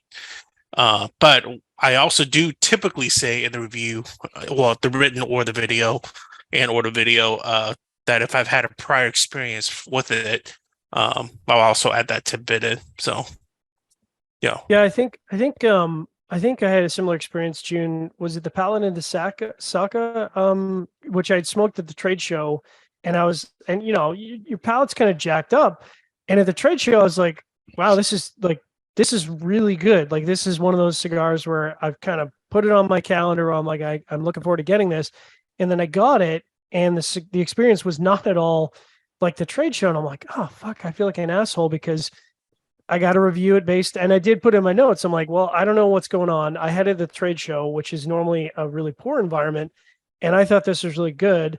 But the review sample, well, not the sample, the review cigar that we bought just didn't live up to that. And then I had it another time, and I was like, oh, this is really good again. So it happens. Like it just, it's it kind of speaks to the subjectivity of time and humidity, and it happens. Never text the manufacturers when you're smoking the cigar in the first third. You're like, no, hey, this is good. This and is the really second, good. third, and final third go to complete crap. And then when you submit the review, it's bad. They're like, I thought you told me it was goddamn good. And you're like, dude, if you looked at the photo, I just lit up the cigar. I was like half an inch in, man. That half inch was good. The rest of it, not so much. What were you saying, Jim? Oh, I was going to say, I found it also really neat the way we do it because we have the 4 of us that live in, Aaron and I basically live in the same climate, same climate, temp, humidity factors, etc. Right? Smoking conditions, let's just say. Whereas John and Seth are in completely different areas. Yeah. And then to also look at our scores from that perspective, I think that's really neat. Whereas, other blogs you may have, that doesn't necessarily do it that way. Yeah. I think it is interesting too, because again, to your point, Jiunn, you guys do live in with the exception of you and Aaron, you guys do have a really geographically, you guys really have a wide range of climates and things like that too that kind of that do obviously play a factor in that too. Because I remember actually having this conversation with one of Seth's best friends, Justin Andrews, about cigars tasting like, and it wasn't his in particular. I just happened to be talking to him, and I was smoking a cigar, and I was like, man, I normally enjoy this cigar, but the route that this particular cigar took to get to me was very unconventional. It went from obviously the manufacturer to a retailer, to basically to another retailer, and then to me, and it was not consistent at all with like my normal experience with it, and it was just really, really odd. And he said, well, if you think about it, it's like all that travel, the different climates, you know, like that plays a factor in it. And I was like, man, I just never even, I mean, and I let the cigar rest too. It's not like I just smoked it out of the UPS package. It was really bizarre to me. But yeah, I mean, geography of this place really, plays a part in it for sure. It's almost like anybody could talk about how they weight their scale and numerical, components that come into the final score. But this is almost like the review within the review, right? Understanding climate, like what time you smoke, what did you eat prior, hopefully you're only drinking something that's neutral. You're not fucking drinking Diet Coke and reviewing cigars. So all of these things they play a factor. And I think it's really talked about, but it's really important. Why do you have to bring down Coop? No. I mean, listen, we bring in the factors of humidity and altitude and moisture and temperature and geographical location. That's something we try and capture on. It's just, your cigar will smoke not just great in the San Francisco Bay, but also in the tundra of Calgary and the humidity of the Southeast United States. And that's a selling factor on every cigar. So as I like to say, I'm smoking in the best environment I've smoked in my 11 years in the industry. So if your cigar is not performing in my custom built lounge, bro, I don't know what to tell you. Like it's as good as it's going to get up here. And if you struggle, that's not on me. Honestly, it's not on me. Wanted to take a quick break here before we start going into some additional pieces here, and I rate my second, third here. This is the time of the night where we do the United Cigar Presidential Trivia segment. So it is brought to you by United Cigars, featuring La Giana Havana, distributors of Jose Dominguez, Bandolero, Garofalo, Firecracker, and the highly acclaimed Atabey, Byron, and now Alfonso lines from Selected Tobacco. Smoke one today and start living united. So this is multiple choice, and I thought in the spirit of some of the, I find you guys to be some of the funniest people in the cigar industry too, which is people might not think of it as that way. I think you all have amazing senses of humor. I don't get this, Bear. We're going to burn the White House down again. I'm just saying. But I thought this would be funny. I always go back to this guy. He's probably one of the most interesting presidents that we've ever had. He's definitely by far the one most entertaining. He's also one of the most controversial. It's Andrew Jackson. But Andrew Jackson loved leather breeches. So what are leather breeches? Are they A, his favorite trousers, B, the name of his favorite horse, C, a dish of dried green beans cooked in water and bacon, or D, his endearing nickname for his lovely wife, Rachel? He loved leather breeches. Who wants to take the first stab? It's not his horse. What are the options? Horse. I'm going to say C, the beans and bacon, because it's just weird enough to be true. The food dish. Yeah. Food dish. Okay. That seems like where was Andrew Jackson from? He's from the South. No, he's from the South. Yeah, he's the South. But that seems like a Southern. But it would be a greens thing. I mean, cooking with bacon. Gosh, if he really called it, it's got to be his wife, man. I'm telling you, that's his wife. I would think his wife. Yeah, his wife. Yeah. All right. So Aaron says his wife. Seth's final answer is the wife. John, you still sticking with the green beans, or yeah, I'm gonna go green beans. All right, Jiunn, what about you? Wife. Okay. The Canadian, man. The Canadians got it. It's a dish of dried green beans cooked in water and bacon. Yeah. I just don't understand the name and how it references food. Yeah. The bacon probably is like leather straps. Yeah, Right. essentially when it's cooked down and everything, basically. I mean, it resembles green leather, green pants. Yeah. So yeah. Okay. All right. So I smoke cigars and I know things. I mean, listen, it's a Southern thing. We do some fucked up shit, man. That's why I asked where he's from, because I'm like, if he's from the South, that is totally on brand for the South. You know, You know so much shit about American history, John. It's just like it's incredible. Just like the trivia we Well, did, you know, U.S. Yeah. trivia, John wins. Who did we do Yeah, that yeah. with? I parts of forget, the but man, South you know, too. There's different you know what? parts of the South, because you also have to understand, like, collard greens are more, you know, you get the greens Right. and you cook those with bourbon and bacon and Yeah. you know, pork butt and, And they're so forth. Like that. spectacular. Oh yeah. I just Yeah, I want love to greens when they're give done right. props. I just want to give props to Jonathan, because he kicked my ass on the Canadian trivia. He kicked my ass on the Canadian trivia, and I ended up whooping him on the American trivia. So it was a good exchange, actually. nice. Well, Too bad it's not his wife though, man. That'd be sweet if that's how he That referred would to his be funny. wife. Yeah, I threw that in there. I thought you guys would. I thought it would throw y'all off. I didn't know y'all would pick it. It's crazy. But speaking of Canada, it's widely rumored like that Chester Arthur was Canadian. He wasn't actually American, so he was the first Canadian to become president. His favorite dish, this is like you'll appreciate this, was Rhode Island eel. That was his favorite dish. Oh. So You know, I had baby eel before when I was in Cuba, and the visual was a little off-putting, but it was fantastic. I kind of liken it to the texture was like vermicelli noodles, like Vietnamese vermicelli noodles, and it had like some saltiness or whatever, but it was really good. And that was legitimately the first time I ever had eel, and I'm like, I'd eat eel. That's good.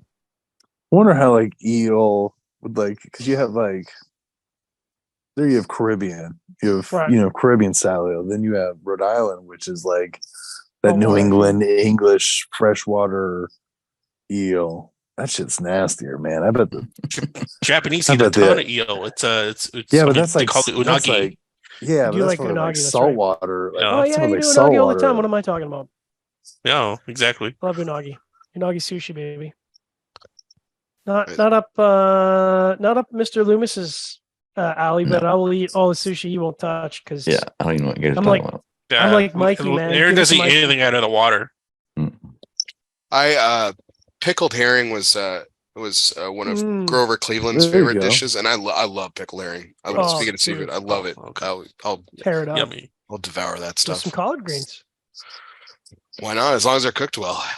Yeah, when collard greens are, like, to Seth's point, when collard greens are done poorly, they're bad. They're really Yeah, bad. Love some collard greens, man. Listen, that chicken joint in Vegas does a hell of a good collard greens and chicken. Don't talk about that chicken joint and the Venetian, the fake Yeah, Southern yeah. place. Don't fucking talk about that Southern place. That's not a damn Southern. I mean, don't get me wrong, it's pretty tasty, but it's good, but that ain't Southern. Awesome. Well, that was our presidential trivia segment, which is always brought to you by United Cigars, featuring La Gianna Havana, distributors of Jose Dominguez, Brandero, Garofalo, Firecracker, and the highly acclaimed Atabay, Byron, and now Alfonso lines from Selected Tobaccos. So smoke one today and start living united, and pay close attention on starting on June 14th. Yeah, that's Flag Day here in this country. Between Flag Day and our Independence Day on July 4th, it's exactly 20 days, which is exactly how many cigars are in a United cigar box. We'll be smoking 20 days of United cigars to celebrate those two wonderful holidays of our nation's pride and everything. So it'll be fantastic. So pay attention to that. That's coming down the road here in a couple months, and we're really excited to kick that off. So Quick question for you, Bear. sure. Flag Day. Why is the date historical? Like, why was that date picked for Flag Day?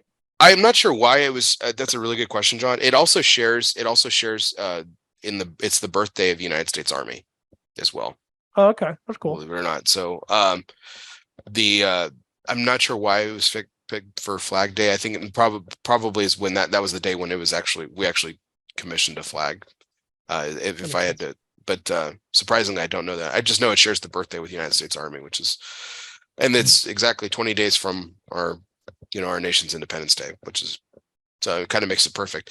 I asked Oliver once if, when I started talking to him about this, and I said, was it intentional, 20 cigars and United? And he's like, no, just brilliant coincidence, Bear. Thanks for picking that up. So, so it works. It's going to work. So really excited to smoke 20 days of United cigars and celebrate those two holidays for our country. So this next part of the show, is something that I believe is new to you, John. Seth, you've participated in, and you've heard about it as well. It's our charity segment that we started a couple years ago, and each week we ask our guests to bring a nonprofit or charity of their choosing that they want to talk about and share. And I was really excited when Aaron shared what you guys decided to feature tonight.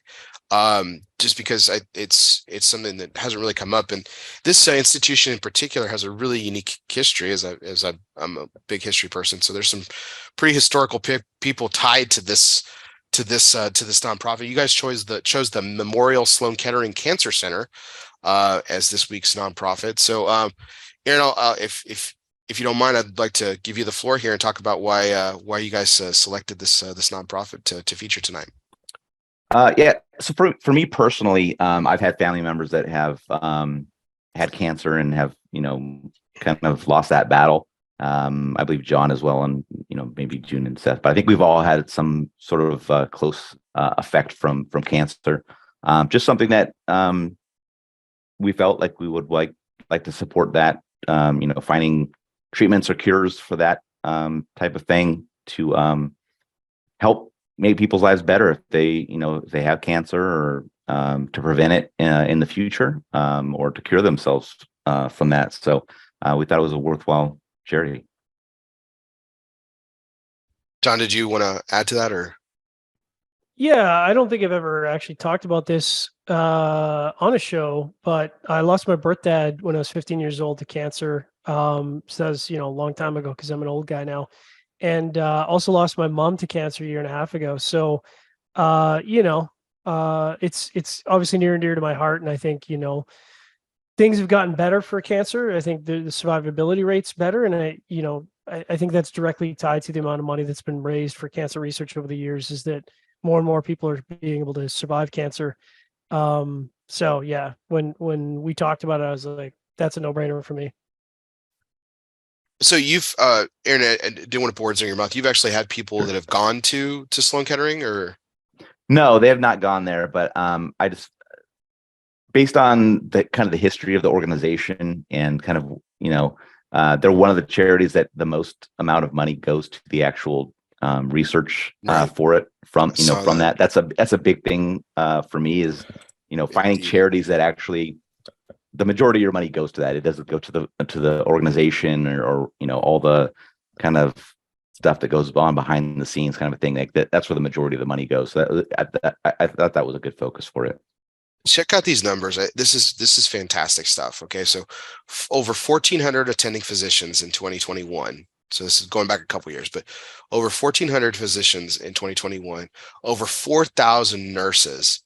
Over 24,000 inpatient stays. 732,000 and change outpatient visits. That's a lot of people getting care from this place. I mean, that's insane. That's insane. I actually know about the foundation just from the historical people that are tied to it. John Jacob Astor was the original founder of the hospital Memorial. The entity combined, like I believe it was, I don't know, something like 70 years ago, when a couple of executives and everything, but like the original groundwork for the building itself was John D. Rockefeller was involved with that. So like historically, like this is some of our nation's richest and most, well-known people have been involved with this organization from the very beginning. And the fact that it's been around since the late 1800s. And to your point, Aaron, what I love about that is, like, for all the crap that a lot of, rich people get, this entity is still giving an overwhelming majority to the actual research itself and trying Yeah, to exactly. make things better, which is just, it's great. It's a great organization. So I'll have it in the show notes, and you guys can check it out as well. I'll post it here in the chat here. If you feel so called, there's a donate now button in the right hand corner, and feel free to give. And it's later tonight, guys. I'm going to be donating a small sum in all four of y'all's honor. So thank you so much for bringing it Appreciate up that. today. Thank you, Bear. Appreciate that, Bear. Thank you. So actually, if John, if you wouldn't mind sending me a message later, just send me your dad and mother's names, and I'll actually put it in their memory as well. Thank you, brother. But coming back to just a couple of things about the industry and everything. So I think this topic it's a little tired, but I think it's still pretty relevant considering what we've been talking about tonight, which is the concepts and constructive process of reviewing cigars. And I've noticed this in y'all's scores too, especially this is going to come up later when I pull up some high scores from you guys. But are we all in agreement? And if someone isn't, I feel like we are, but are we all in agreement that the quality of cigars has gone, in terms of new releases, has gone down over the past 5 years? Or would you say it's stayed the same? Or would you say it's gone up? I feel like it's gone down. I feel like it's not a revolutionary thought. I think we're all in agreement here. Am I right? Yeah, I would agree with that. There might be a slight uptick this year. It could just be our selection so far this year, but I think there's been a little bit of an uptick this year. But previous to that, I would say it's been a down year over year going forward.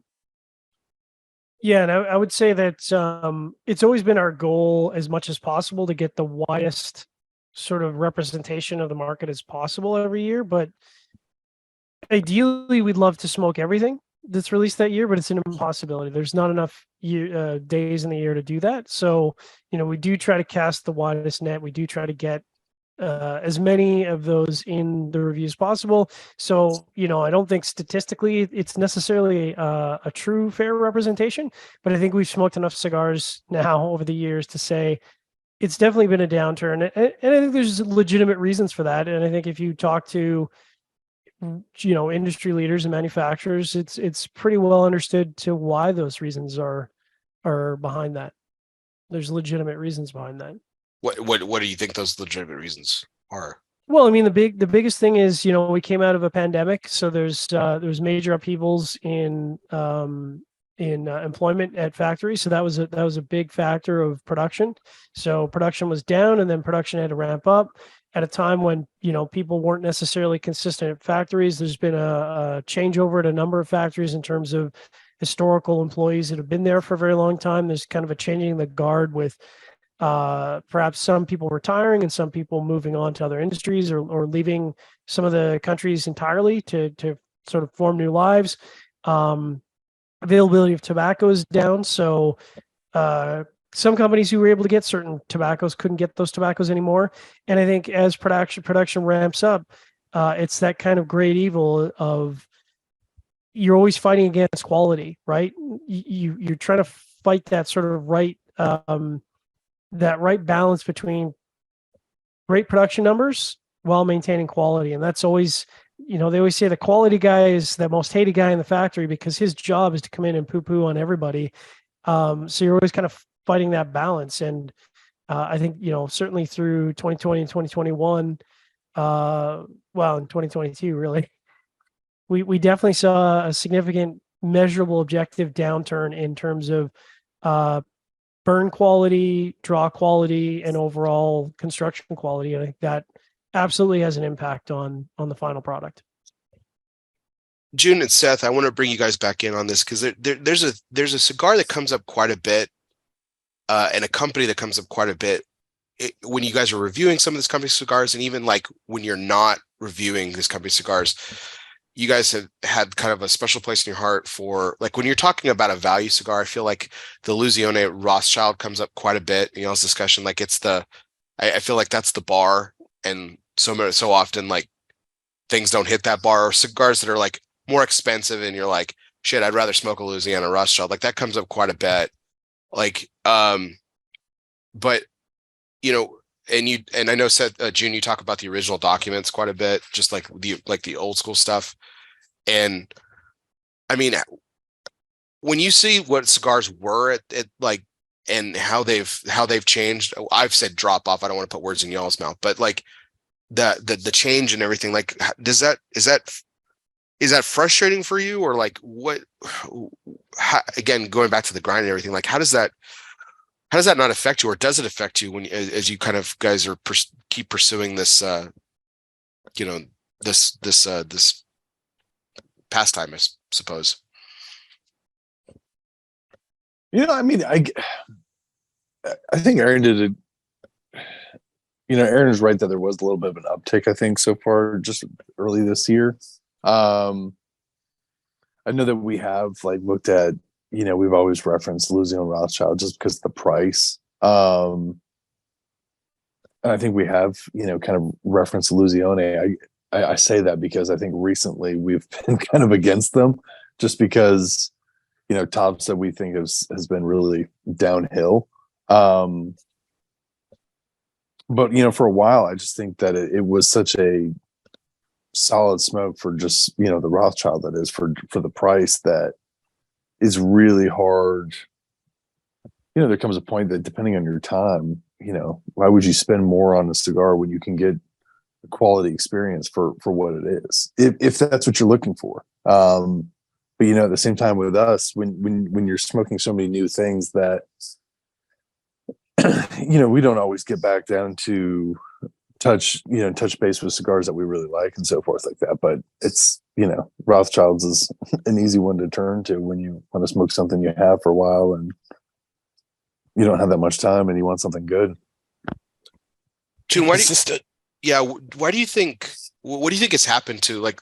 I mean, not to pick on them, but like I had Fred on last week, like, and I know that there's been, this has been kind of debated on y'all's side at least, and for what it's worth, I agree to some certain extents with some of the newer stuff or some of the more limited things. Like I remember like the Piv Robusto, for example, when I smoked that when it first hit the shelf, and it was really good, and then it just, age was not kind to that thing. Even in the short term, it just didn't seem, it just didn't perform like it did originally.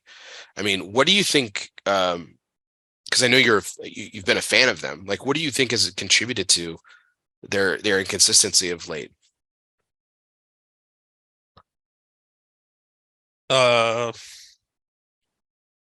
Tobacco. I just probably a mixture of, because I think I boil down to in large part tobacco, because for instance, I think about Dion, right? Dion has been there for many, many years. Years in which I thought Aganorsa tobacco since Aganorsa cigars are really good. But even Illusione stuff, I felt like is the biggest disappointing to fall off. So yeah, it's, I don't know the inner workings of everything that goes on at Aganorsa. Not privy to that, but my taste buds tell me that the tobacco just tastes so much more like astringent and kind of rushed within the last few years. I was actually, when you were talking a little bit earlier, I was looking through our cigar of the year list, and the last good one that I found was back in 2019, and my number one was the Singular Seven Horns, and that was, I guess, the last of the good Aganorsa that happened for me anyways. So yeah, it's gotta be tobacco. It's gotta, it's what is it? Has it been that long? Because I remember listening to you guys talk, and in your top 25 lists, and it seemed like the top 5 was always flooded with an Illusione for you guys personally, especially you. Like, it's been that long. That's crazy. Last good one was 2019. That was when they came out with that Singular. They came up with I think the ECCJ limited edition one, right? Yeah, it didn't seem that long ago, huh? But I guess through the COVID years, everything just kind of fast forwarded. Seth, what do you think? I mean, aside from me saying tobacco, I mean, there's got to be some blending changes that's going on that's Do you think it's the hands passing and- of Ramos? You know, the Yeah, fermentation. I do. Yeah, Yeah, I do. absolutely. Yeah, I'm I mean, 100% there's on got to board be. with that. He's Yeah. a You know. legend in the industry, man. What do you think, Bear? Do you think for your how long have you been smoking Aganorsa stuff for? Like before how many years? A decade plus. Yeah. Decade? Yeah. So what do you think now? Stuff compared to Oh, yeah. I You mean, know. yeah, it was vastly superior before, I think. I mean, across like all brands and you know, whether it's Aganorsa branded stuff or not. I think I mean I think apart from I really think it's the departure of Ramos. I think that really hit the company a lot harder than people would like to admit. And as good as Dion's palate is, and brilliant for that matter, you know, he also has to work with what he has, you know, what he has at his disposal too, which is, I'm sure, frustrating. You know, if you in a private moment, he would probably find it pretty frustrating, or not. But but on a different take, but in a similar vein, I think one of their, I think one of their biggest, I guess you could call it an error on judgment. It hasn't hit my palate, and it just doesn't seem to have taken off the way that they wanted to. But is this shade grown Corojo Maduro that they've tried to really kind of put at the forefront? It's That was a it's disaster years ago. yeah, but I mean, it was a really unique concept, and I was like, oh, this is really cool. But like the Guardian of the Farm, the original one was, I thought, I'll still smoke that. I still think that that's still good. I'll still smoke those, and I find those pretty consistent, and I enjoy that. But the Night Watch was such a disappointment for me personally, that I mean, I just don't know. I just don't know what they were going for. And when they were smoking it and making it, like, I'm like, whose palate is this for? Like, it just does not work for me. And I just don't know where it kind of fits in the spectrums, so to speak. And I know they've invested a lot in that project, obviously, because they keep coming out with iterations of it and using it, that I just don't know if it works or not. And for me, it doesn't. I know that much. So I don't know if that's. Did you ask Fred by any chance what he thought? Did you bring this topic up to him? I did. I mean, he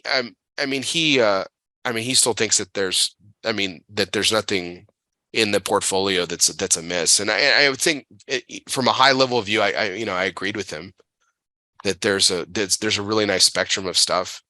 In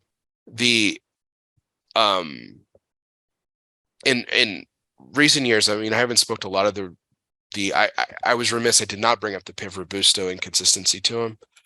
But there just seems to be a lot of limited stuff that I just really haven't been able to either get my hands on, or if I have it was okay. It was, it was average. It wasn't terrible. They weren't like dog rockets or anything like that. It wasn't anything egregious to me, but I have noticed, like, from the Aganorsa side, I've smoked more. I would say that I've smoked more of that than Illusione, and I've noticed that it just hasn't. The stuff just hasn't been hitting me, and even the old stuff doesn't smoke like it used to for me personally.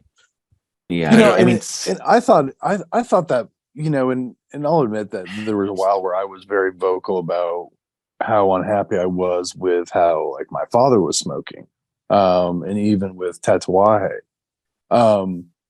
And I'll be the first to say that I think they've turned it around in these past couple of years. And I think that they've gotten a better hand on their own tobacco, and they're able to improve the blends to the level at which they were from years ago. But the concern I have, I guess, with my father, it's one of these things like, okay, they have shown it.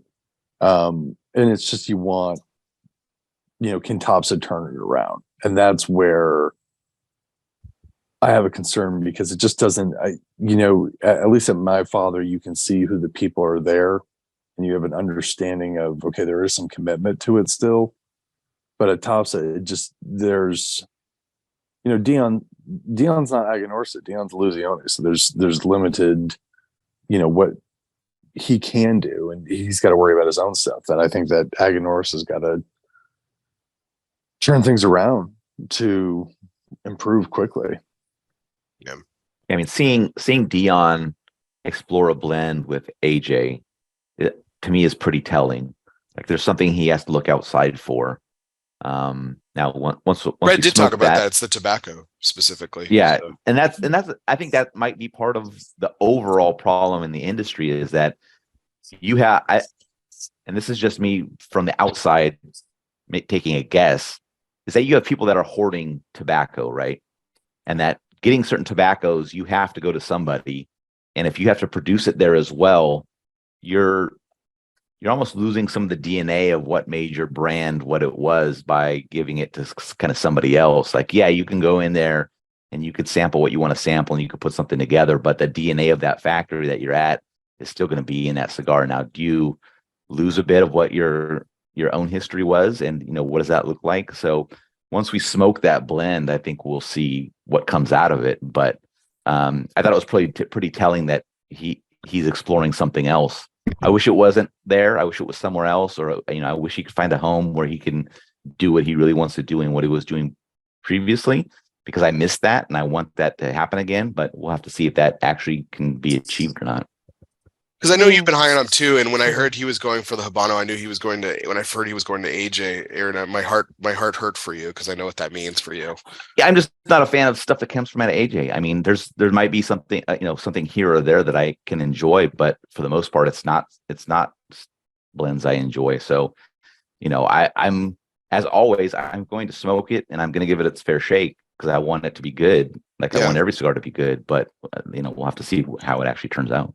You're not the only one to fit. Ben Lee's like that too. Ben Lee's not an AJ fan as well, and I know Jiunn's the same way. He, not particularly. Jiunn, I don't want to speak for you, but I've heard you say that too. And AJ cigars taste really good in Nicaragua. Outside of Nicaragua, not so much. And see, like, I think this is where it's different. Like, I enjoy a lot of AJ cigars. I've made this joke for years. I like a lot of AJ cigars that he doesn't make for himself. Right. I like some of the stuff he's doing for Espinosa. I like a lot of the stuff that he does for Altadas.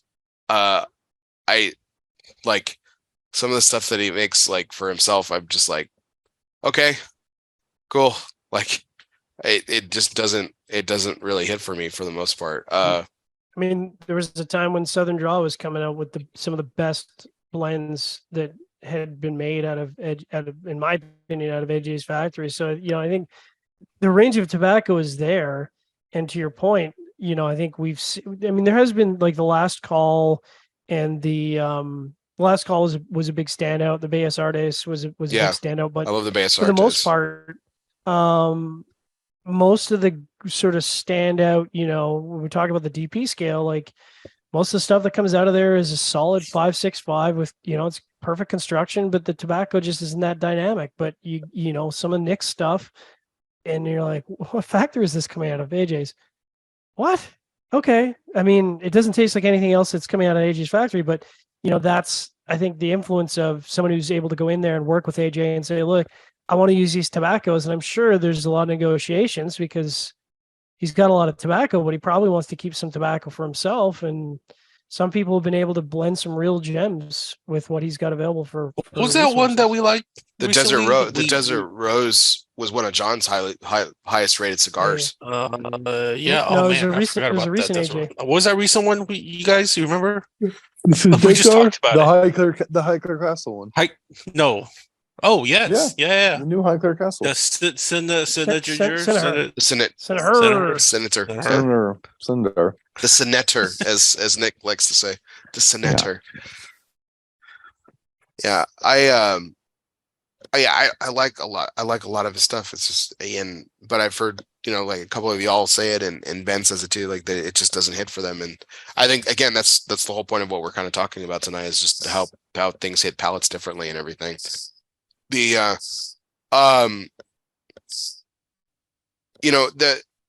do love some of the dynamics that you guys bring on the video. I think, like I said, and I've told Aaron this countless times, it is the most binge-worthy content in the cigar media. is the reviews you guys do. Like we're talking 5 to 11 minutes, and like I'll start one and it's like fucking 3 hours later and I've gone through like, 10 reviews. Like it's like I get lost in it. It's so it's some of the great stuff. It's like great stuff, and I love. There's a lot of stuff that's really consistent from review to review, and I know you guys record them all at once, right? And like you guys just release them throughout the week. Is that how you guys do it? In batches. Yeah, we'll do like four to six in a batch. Yeah. Yeah. I think I noticed that because there was two that were connected, and John was like starting a thought about the New York Jets, and he was like finishing it on the intro on the following one. Yeah. And I was like, wait, did this happen the same day? And I think it took me a while to figure out that you guys do it. Like I was like, man, this is a pretty cool time commitment. They sit down for like 6 minutes at a time and just like rock these out like every once in a while. But the style of it, like, so I mean, how long have you guys been doing the video portion of it, Aaron, and rolling it out on podcast? We did it from the first review. From the first one? That was I need to go that back. was in the initial plans. Yeah. 20 my 30. father H2K. Yep. Connecticut or something, right? Yep. What a way to start. Yeah. That was back when Seth really liked my father's stuff. Exactly. Full circle. I need to go back to this. I think I've been listening consistently since like 2018. Wow. And I'll do them in batches too. That's the way I like to listen, just because it ends up going that way. But there's little idiosyncrasies that I pick up from you guys that I think are really cool. I think, and they make each of y'all's unique personality, make the entertainment for what it is. And I know you guys, it can get mundane and everything, but you guys shake it up with different discussion points and everything. Do you guys ever worry about it becoming, especially with the way that we were talking about how cigars have kind of dragged over the most part? Like, do you ever feel like it's ever that it becomes too predictable, or do you guys think you change it up enough to where it stays fresh and you guys feel like it's fresh? Because I do. I mean, for what it's worth, but just thought. Yeah, I mean, people make comments on the videos and say what things they like, what things they don't like. So I'm sure that, it probably can get dry to some people over time. And I think that's just the way it works if you keep the same kind of formula all the time. But I think at the time we're okay with it. I mean, we're always open to ideas, and we talk internally about, changes that we want to make and things of that nature. But at the moment, I think it's okay. But our scoring is predictable pretty much based on, the history of what we like and what we don't like and things like that. I mean, I would think people that follow quite a bit would be able to get a sense of whether they think, if they've smoked something previously that they saw a review of, they can get a sense of what we're going to think. But, what you smoke one day could be completely different than what you smoked the day before. So, there's always that chance that something happens. But I'm probably the most predictable in regards to, what my thoughts are going to be, but the other guys are, kind of all over the map in regards to, where they like things, where they don't like things. So I get my heart broken by you so many times there. And I'm like, this is the one that he's going to really like, and it's going to be awesome. And I'm like, I finally found the Aaron cigar that he's going to enjoy. And then I get my heart broken. The Monte Cristo 1935 was probably the worst one. I think it was a high 4 for you. And I was like, God damn it. I thought for sure this was going to break 6. I know, but I was like, it's so good. I really like it. I was like, this is the one that breaks it. For me, and I don't plan it this way, but it just seems to be the way it works out. And I actually like that it works out this way, is that like over the course of a year, when I get to the end of the year, there's going to be like 5 or 6 cigars that I'm high on, like the ones that I would smoke again. And I think that's okay. Cause if you look at it over time and you're like, okay, 10 years of reviews, he likes 5 or 6 a year over time. Like that works out. Like these are the 50 or 60 cigars over the last decade that I would want to smoke again.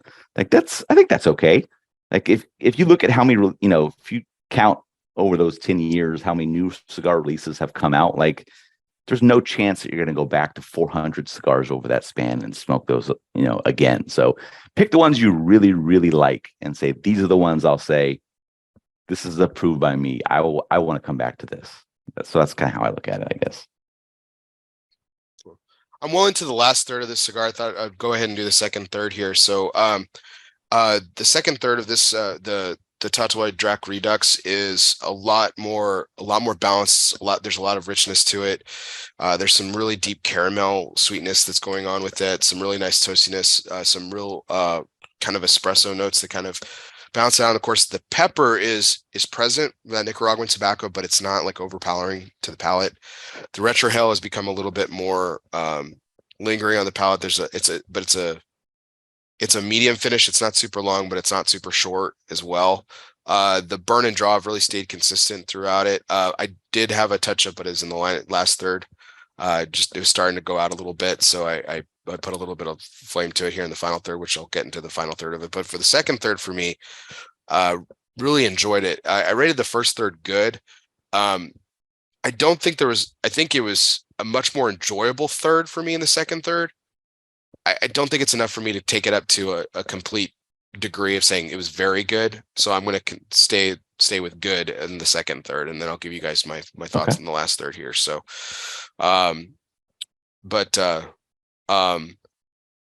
going into that, so like one of the things that I've found in when you guys are doing reviews and everything is, for the most part, like I know enough about your tendencies, like where it's really surprising. Like you said, it was an AJ cigar.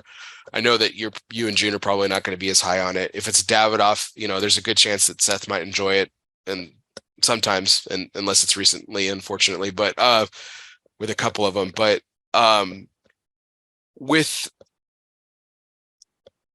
taking Seth, I want to get your take on it, but I want to get your colleagues the take on it first. Seth's pretty extreme, and I love it. I love it for what it's worth. But man, it's either really, really high, or he just fucking burns the countryside down if it's just really terrible and everything. And so there is, I mean, not to say that he's not in the middle sometimes, but like when you have, I'd say he's got a much wider range than the other three of y'all. I mean, does that ever throw you guys off, or I mean, do you guys enjoy it as much as I do? Because I think it's awesome. Oh, the other guys go first. No, I love that he flexes the range, because that's kind of the whole point of the range, right? Like, I like that he is able to go to the low end and go to the high end, because that's kind of the whole point of the scale, is like he's not afraid to say it's a sub 4 cigar, right? Which, that's, like I said, there's no equivalent in the 100-point scale, because nobody's throwing out that. I don't even know what that would be in the 100-point scale, the 50s and the 60s. But Seth's happy to do that. He's like, look, this, and he said, look, would you call this an honest effort? I wouldn't call this an honest effort. And he'll say it straight up on the review. I appreciate that. I think the Edge 10th or 20th anniversary was Aaron's revenge on Seth when Aaron gave like a 3.35 to the Punch Knuckle Buster Habano, and Seth gave it like a high 7 or a low 8. And dude, then, I committed to that. I committed to that smoke, man. I had to keep my head down for a while, but I committed to it. And Aaron didn't. Now let's be frank. I mean, Aaron didn't give the Edge a 7 or anything, but I mean, it was a decently high score. I think it was like in the high 5s. Like it was, and Seth just, I mean, ripped that thing to shreds. 3.33. I mean, that was the most recent one that I just got a huge kick out of it, because I was like, holy shit, man. I got a little irritated after that too. I got really committed. I mean, when you look at the Edge, all of us have been smoking cigars for a long time. And when you look at the Edge, and I guess I'll put it like this, and this is what I'll say, is when we first started smoking cigars a long time, Rocky was about making cigars for the everyday cigar smoker. He was about making affordable, good smokes. And he was the outsider. And he was making cigars for the other outsiders. And the Edge was one of those sticks, man. It was one of those, listen, it's not going to be pricey. It's not going to be fancy, but it's a good cigar. And to keep it even better pricing, I'm going to put it in a huge, 100 count tray thing, which, you had to pry open with a hammer, and then you had the lid, and then you had customers probably poking their fingers on the nails. I mean, you had disasters everywhere. And then you create the Edge 20th anniversary. And to me, I don't know, when you go to create something which was what it was, I don't know what the whole point of making it something special is. And it was almost as if Rocky, in my opinion, got stuck in what he's doing right now and making some of these more, I'd say, super premium or premium releases rather than, well, not, I wouldn't want to say not premium because it's premium cigars, but I think more super premium with like Rocky White Label and some of these other releases, that to turn something like the Edge, which I don't think even probably smoked as well as current Edges, and then make it this 20th anniversary and more expensive. I'm like, what are we doing here? Like, it's an insult to the people who used to smoke the Edge, in my opinion. And that's what will kill your overall conclusion.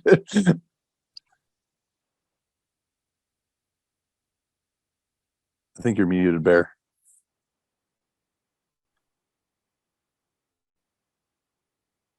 Jim can share his thoughts. Can you guys hear me okay? Yeah. Sorry, I went out there for a second. I think Rocky, I know exactly what Rocky's trying to do. He to your point, Seth, I think he's trying to get into the super premium space. And which I get it.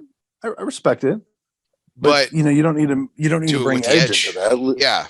But why do it with the Edge? You don't even need to do it with the Edge. It's almost like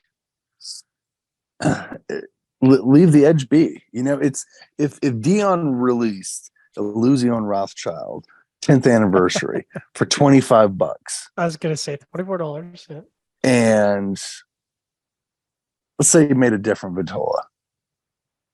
I would honestly, and he brought it up to me. I'd be like, "What the fuck, dude? Like, what are you thinking? Like that is not the point of it.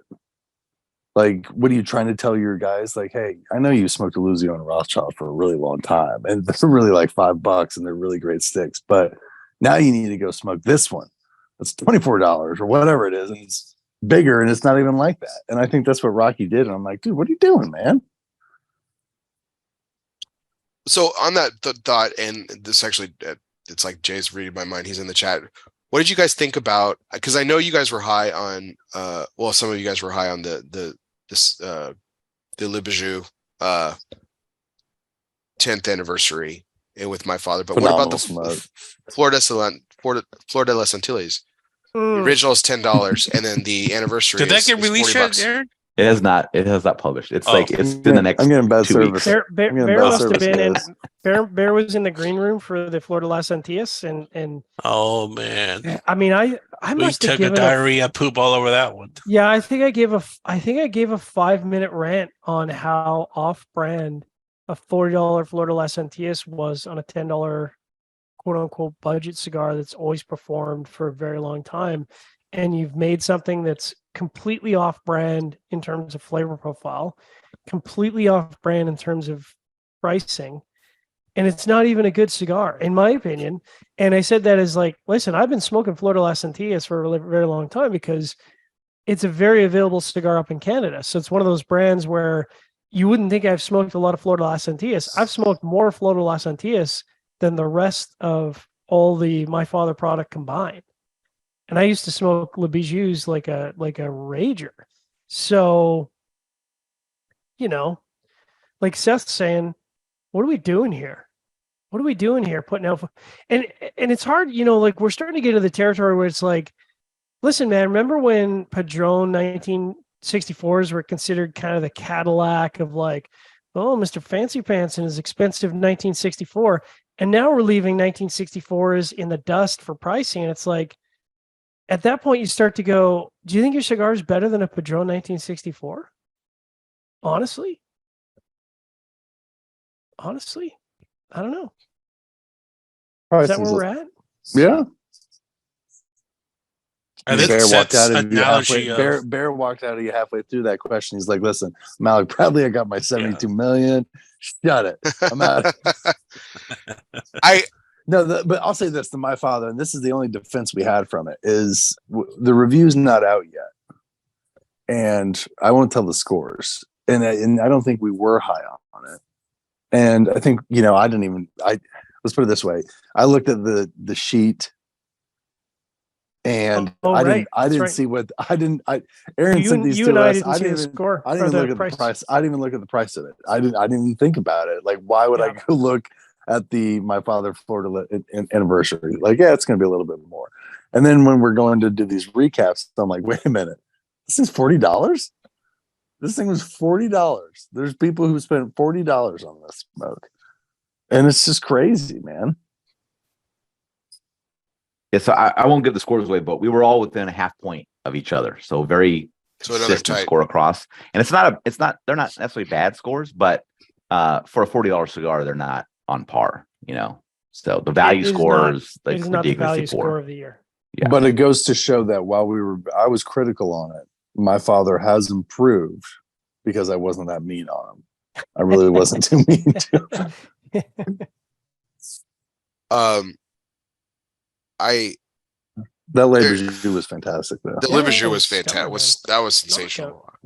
That was one of the LEs that's on point for both delivering a flavor experience that's derivative of the original, but it evolves for a limited edition.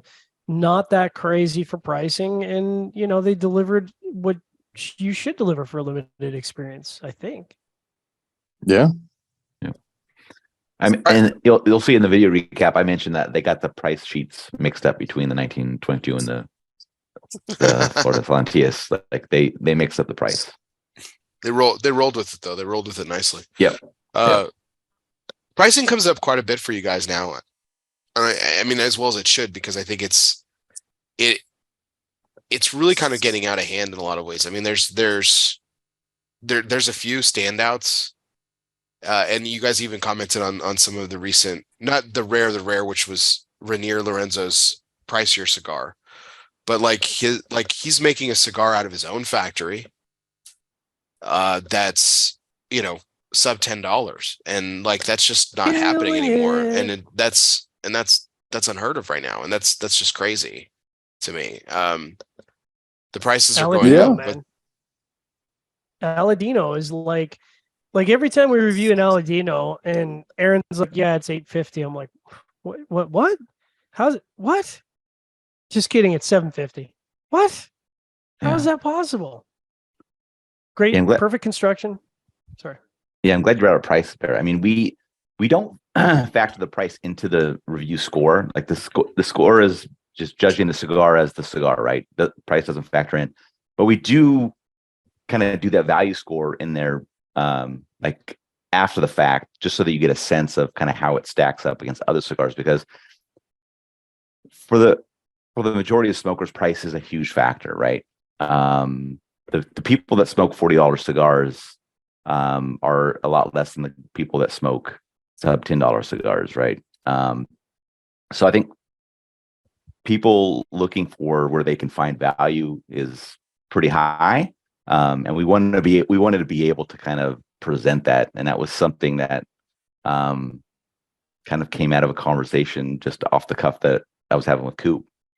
That we wanted, that would be great if somebody did that and we kind of implemented that into our system. So and then we do the value list, at the end of the year as well, to kind of show you what cigars are the best bang for the buck. We're not just talking about cheap cigars.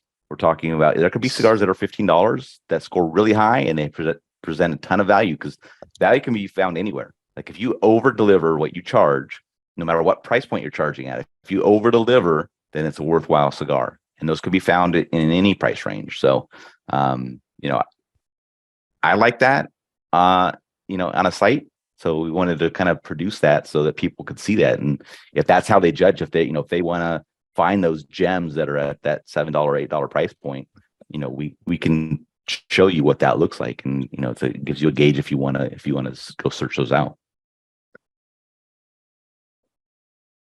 For the price on some of these cigars, I think they're fantastic. And then, but to your point, I know that a lot of times John and Seth, he said he didn't even look at the price until the end, and John doesn't even know the price sometimes when you guys are even recording it. This does bring about a certain point that I think is really because you guys didn't always do it this way, but you made a very, I think, key decision years ago when you guys decided to go away from samples and go strictly almost 100%, if not 100%, to you buy the cigars, correct? Do you buy all of them? Yeah. Is it 100% now, or No, we're not 100%. We still we'll do samples from manufacturers, but we're not going to take any samples from the trade shows or anything like that. It would be something they send to us after the fact, after the cigar's been released, things of that nature. But I think last year we were like 75% purchase, 25% samples, kind of a thing. And you know, in the vein of transparency, because one of the lingering questions has always been, well, you guys are scoring site sponsors higher, or you're scoring free cigars higher. And so Aaron, you know, kind of has put that to rest every year. He's like, okay, if you believe that, here are all the metrics at the end of the year on all the cigars reviewed based on who they're from, who are sponsors, who are not sponsors, what country they come from, who scored what, from what country. And all those metrics are readily available every single year. And we've been very open and very transparent about those numbers. So, you know, every time and it does come up, it still comes up, people, you know, chirp, and that's a fair criticism, except we have the data to back up that, you know, there is absolutely seemingly no correlation whatsoever between whether it's a purchased cigar, or whether it's a sampled cigar, or whether it's a sponsor. In fact, I think in a lot of cases, sponsors are a little bit lower than sort of the average, if anything. so why Villiger dropped you, John? Or No, I think they get tired of me. They're like, you like everything we put out. What is your problem? Mike doesn't know what he's in for, right? When he signed up for the studio. Oh no, Mike knew. No one. Listen, when you become a soundbite on somebody else's podcast, there is no greater, you know, ball busting than that. And that's kind of, again, we, you know, go back to like, is there ball busting in the industry? I mean, Mike, to this day, every time I see him, he's like, hey, I should give you a Pastani to smoke, but you're just gonna hate it, so why bother? You know, and that's just the camaraderie of, you know, we can speak like that. We can be open, we can be honest, we can be transparent. And, you know, I appreciate that. But I do want to smoke that new Pastania, Connecticut. Yeah. Really do. I'm kind of excited about that too. So, wanted to do a little bit of an exercise here before I give my final score on the cigar. So I called this segment, it's called This or That. It's kind of like a rapid fire. Just give you guys the choice between two things, and y'all pick. So let's ready to go. Some are cigar related, some are not. So let's start with some non-cigar related stuff. Root beer or cream soda? Cream soda. Yeah, cream soda. Cream soda. Root beer float or ice cream sundae? Sunday. Root beer float. It's because I know why this is. I know why the three of you guys said the different thing. But they said the different thing. Yeah, I know why. I can't talk about it because we're out there. All right. Altadis cigars or STG cigars? No, thank you. Altadis. Okay, Altadis. What did you say, Seth? I said Altadis. Yeah, except for Diesel, right? No, Diesel falls under anything STG. for forged. Fuck Diesel. No, I said STG. That's why I said STG, not Ford, not General. So No, not General. Forged falls under that. Okay, I know you guys have tended both. I know, Jiunn, you haven't been able to make PCA in a couple of years, but PCA trade show or TPE? PCA. Not even a contest. Not even a contest yet. I can't comment. I've attended one PCA. Actually, have I ever attended a PCA or have I attended a No, PCPR? I don't think so, Seth. I think it was just. I've never been to a PCA event. I haven't been to I that. think the last IPCPR is you and I both. Yeah, 20 I've only 2018. I want to say. I've only done 5 letters. I've never gotten down to 3 yet. All right. Weather-wise, TP is better. Okay. Yes. Yeah, it's just It because is. you can keep yourself warm. You can't cool yourself down. Yeah, man. It's You can always cool yourself down. You just jump in the pool and then you get out. At Uh-huh. nighttime, oh man, no way to heat yourself up. It's cold. Should start doing Except if that. you take some gummies from Hector and then you'll be out. Give a speech or write a paper. Because you guys gotta do both. Give a speech. Speech. Okay. I'd rather talk. Speech. All around. Okay. Going back to your school days, honor roll or class clown? You're talking to the OG class clown right here. That's probably. I was in between 2 of them, depending on the subject. Same. Aaron? Honor roll. Honor roll. All right. Pancakes or waffles? Waffles. Don't just say it because I said it, Jiunn. Mean it. No, like, waffles. Commit to the fucking waffle. I'm gonna go pancakes. Goddamn waffles. I'll go pancakes as well because there's a way more variety in pancakes than waffles. Yeah. You guys can do pancakes. Pancakes. I'll give you Not that crunch to the waffles and. You're not getting chocolate chip waffles, man. The problem, no, you're not. The problem is if you get a shitty pancake, man. Like, but really good pancake. Waffles. No, I feel like waffles chicken and are waffles good. wins, right? Chicken and waffles. Stroof waffles. I don't want pancakes. Damn it! I feel like waffles. I really good want at any some. stage. Like I really will want eat some banana or chocolate pancakes now. That's what I'm talking about, man. I will eat an Eggo waffle, surgeon. and I will eat it like a freaking gourmet Belgian waffle. Like I don't care. Like I love waffles. Like pancakes. Actually, I've been watching House and D, and when Wilson comes to live with him for like an episode, he like makes macadamia pancakes, and I was like, I wonder if those are good. You know they're good. They've got to be good. I'm like, if House is downing them, they got to be super good. Or we're talking about weather in Vegas. Let's talk about weather overall. Rain or snow? It's rain. Yeah, it's snow if you can visit it and leave, but that's right. It's rain.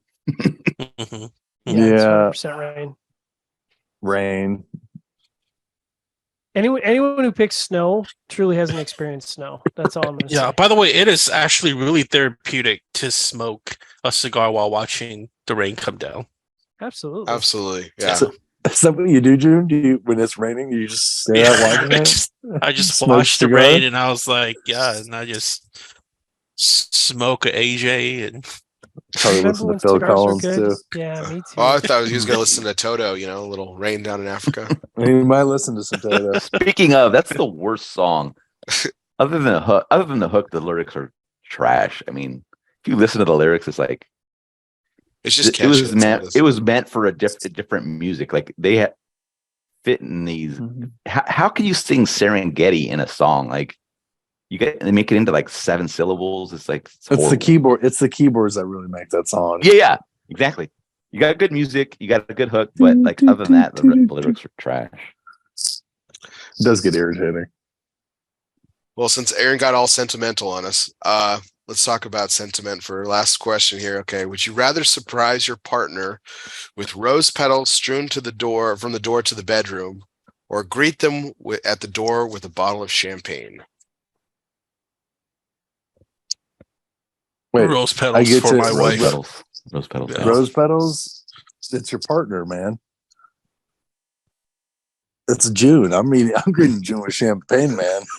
No, I'm going with. I'm going with champagne. I'm going with champagne either way. I don't need no rose petals getting up my butt. Wow. She's like, I really want to stick these up your butt. I'm a diehard romantic. I've actually done the rose petals, so it's rose petals for me. Rose petals. Oh. Okay. There we go, John. Got it up your butt, huh? Nice. Mm-hmm. Nice. Fart smell good.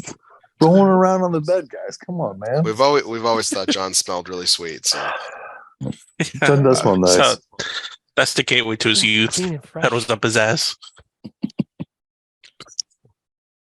all right, that was just like I said, a little rapid fire this or that segment I like to do. It's been kind of fun. I've been changing it up and everything. So appreciate you guys participating in that. Want to get into my DP score here. So wrapped up the cigar with my last third, and I'm ready to go, Aaron. So All right. The final third it kind of immediately kind of changed on me from that nice second third. It kind of reminiscent of something I hear from you all the time, Aaron. It kind of developed a little bit of a char, and it just kind of didn't go away. Unfortunately, I find this really indicative of, I don't know how you guys feel about this, of Figurados, Bellicosos, cigars, Perfectos, things with that tapered end. I feel like if the draw isn't a little bit more open, or just in general that if I smoke them too quickly, I feel like they kind of develop that bitterness late, and there's just no recovering from it. I don't know if you guys have that experience. Yep. Which kind of stinks a little bit. That charge is kind of, like I said, never really went away. I had a couple of touch-ups in the final third, or actually a couple of relights in the final third, not really touching up. The destruction held pretty strong. So it kind of really went downhill. I would say I would have to say at that point, like, with the flavor just kind of going completely off put from the first and second third, and the smoking experience of having to relight it and everything, I'd have to say subpar. That's the one below average, right? Yep. Yeah, so I have to say subpar. Unfortunately, it just did not finish well for me. I think if I had to go ahead and smoke the cigar again, I mean, I think I know where I would return to it, but just kind of smoke for the first two thirds, or slow down, and to see if that changes up the experience a little bit. So overall in the cigar, I would say that I would even with that last third, I mean, I would have to say that the 2/3 kind of really made it an enjoyable experience. So I would have to put it good. The burning construction overall, So just focus on burn for one and draw on the other. Okay, so and that the relight plays into burn, right? Correct. Mm-hmm. Oh, damn it, man! That last third really sunk it. I guess it goes down to average because it was good, and then goes down to average. And so with that subpar rating on the back end, and then the draw, I would say is average as well. So overall, That's gonna hurt it. You ready for a score? You ready for a score? Yeah, I'm scared, man. I don't know what I did, but let's see what happened. Can I guess first? You could guess, yeah. Okay. Man, I'm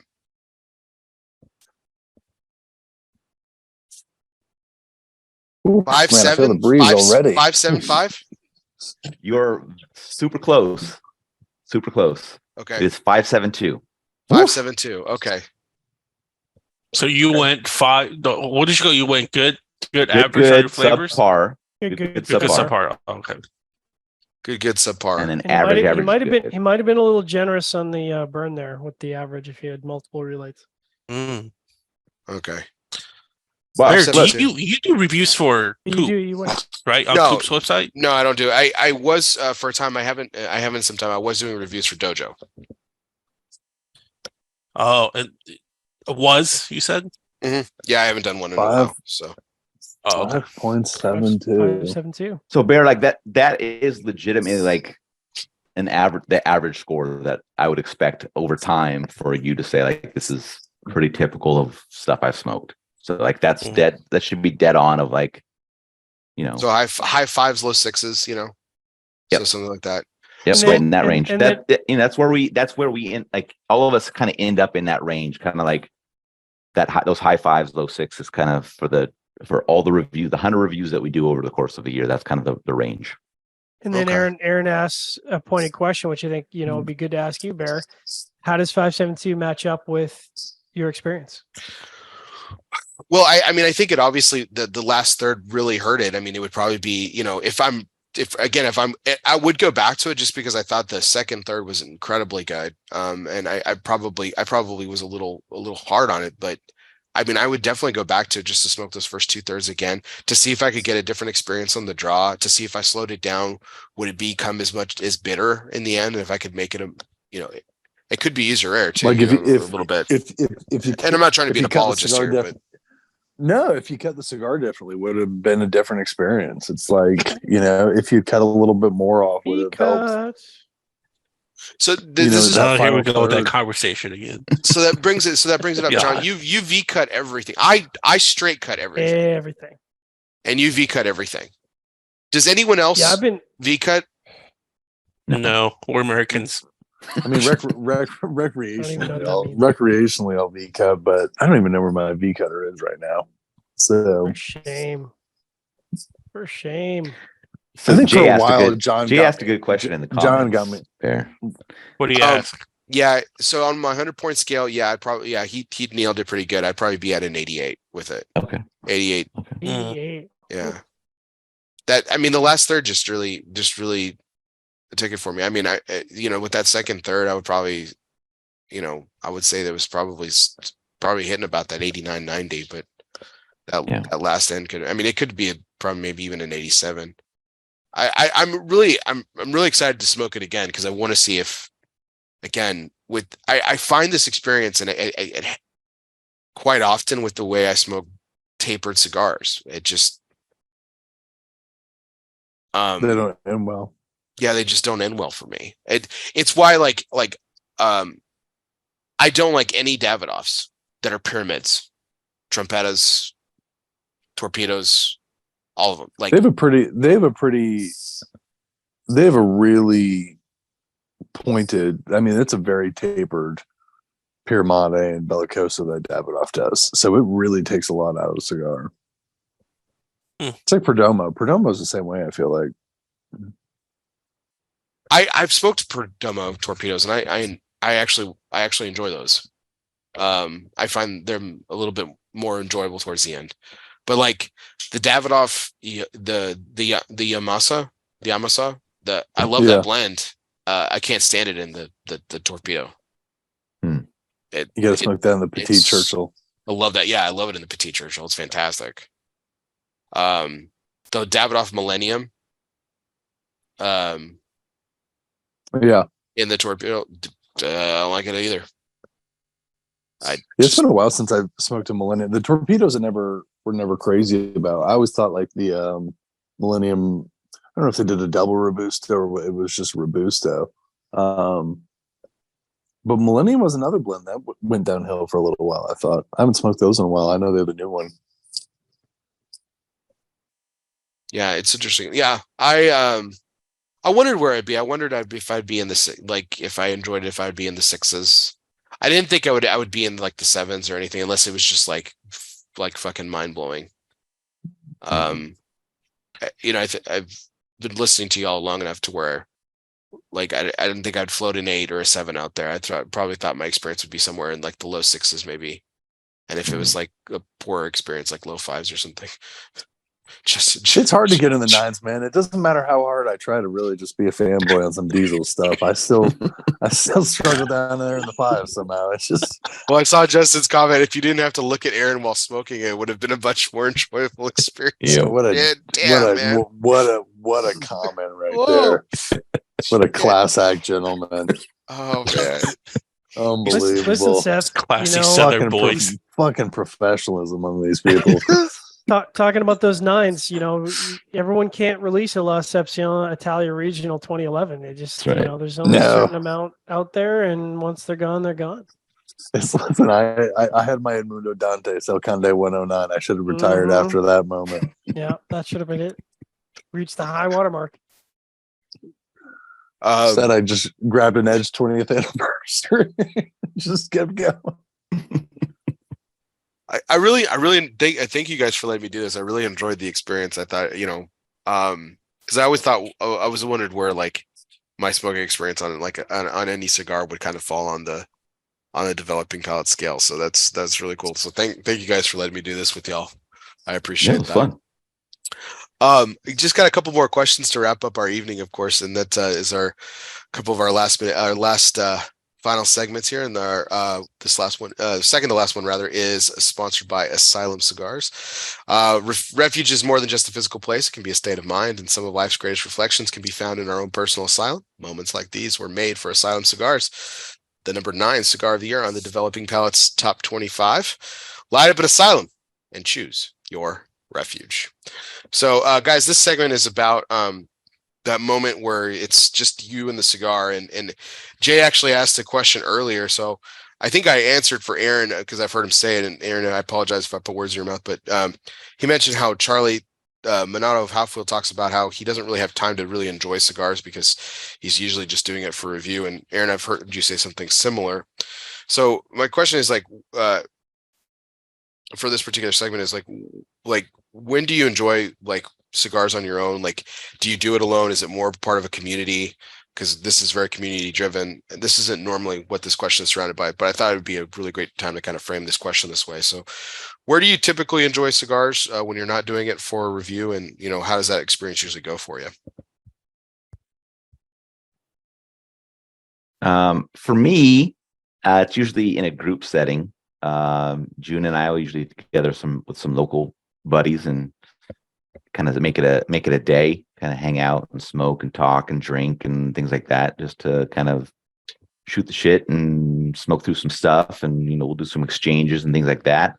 Or it'll be kind of when we get together at trade shows and things like that, where we're all hanging out at the media compound or with, you know, the manufacturers on the trade show floor or whatever it is. Like those are the times I usually get to just sit back and enjoy something. Usually at home, I'm smoking for reviews.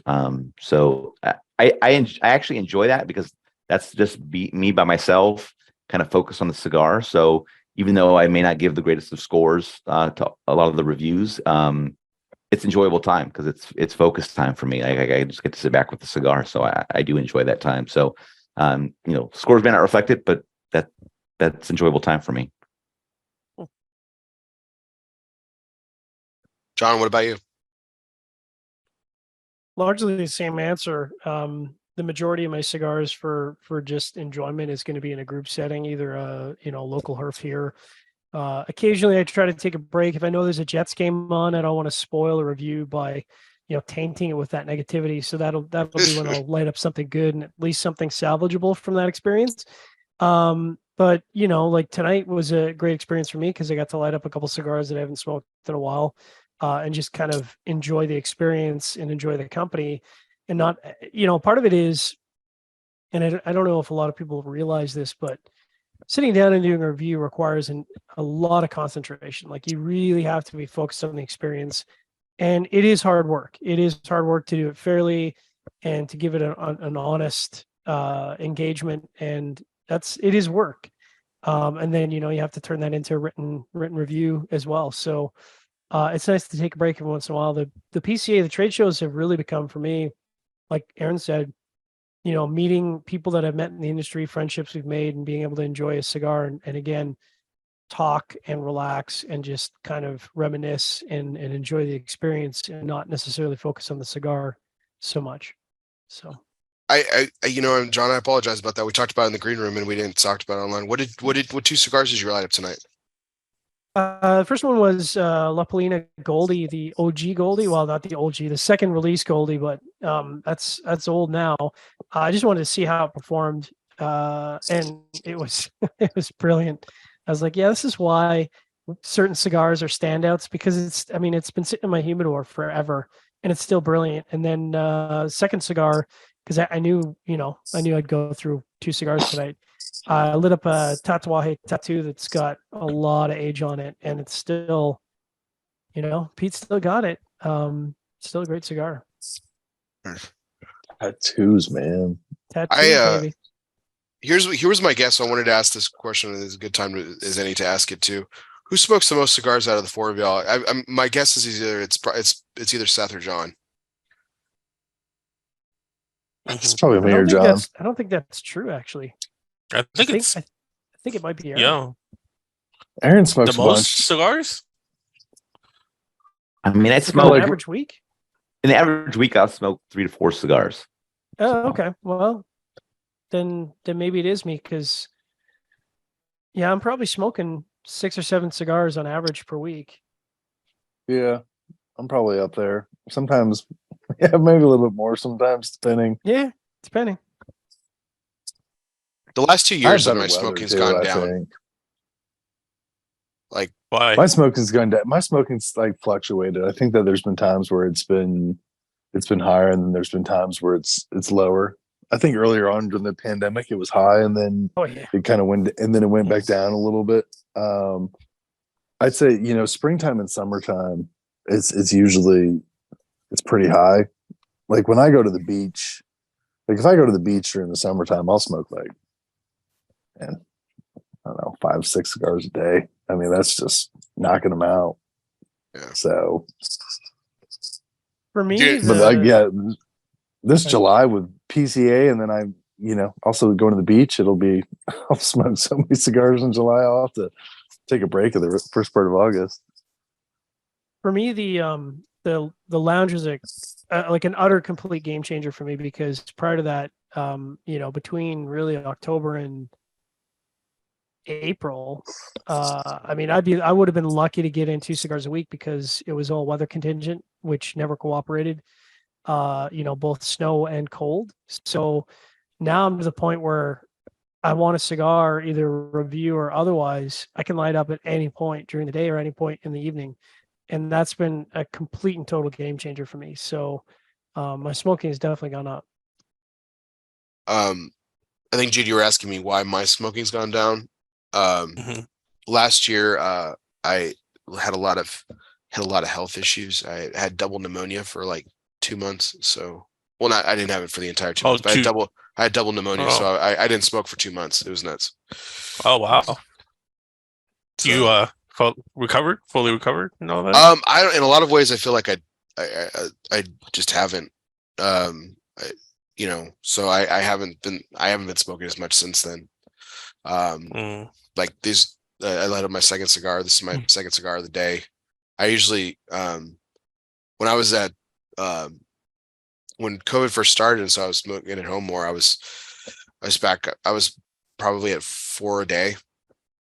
Are you still working at that shop? Like No, the cigar shop? not anymore. Oh. So yeah, when I worked at cigar shops, my shift, I would smoke like 5 or 6 during a shift. So that's a good day, but but no, I haven't. No, I probably average about 2 cigars a day now. Maybe like this past week, I've been under the weather a little bit, so I didn't really smoke that much this week. So I feel like 2 cigars a day is that perfect.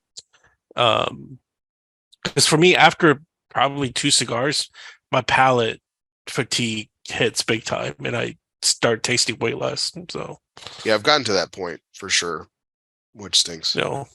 So we talked about your moment earlier, Jiunn. It was lighting up an AJ cigar and in the rain. So that was your moment, right? No, seriously, when do you enjoy cigars? Unlike some of these guys, I don't like. I enjoy cigars by myself, like in terms of like focusing on the flavors and just truly enjoying the cigar and the flavors of it. It has to be by myself because I get so distracted when I'm with others.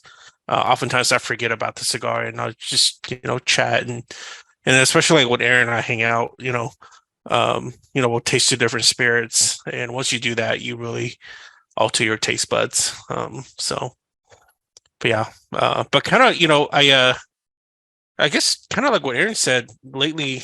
All I have time to do is cigar reviews. So we try to stay on a schedule and essentially do 2 cigar review submissions a week. So 2 reviews a week. So that's kind of my, that's kind of where I'm at. 2 cigars a week. I wish I could do more, but I have I had a wife and I had a kid about 6 months ago, so we just so it's all like completely different now. Everything and taking care of her and schedules and all that stuff is completely very, very different life. So He doesn't want So to talk what's about the- having a kid on this. yeah. So what's the one flavor note in a cigar that just absolutely kills it for you? I made the joke. That's why your name is give me all the cardboard flavor notes, because I've heard you talk about how cardboard and paper just kind of like That kills it for me. just, yeah. Allure. Yeah, it's Put a little tobacco And in then- there. Yeah. I'm thinking That'll kill Allure. it for yeah. me. Allure 2002 is a terrible tobacco to use in a cigar. No, I don't.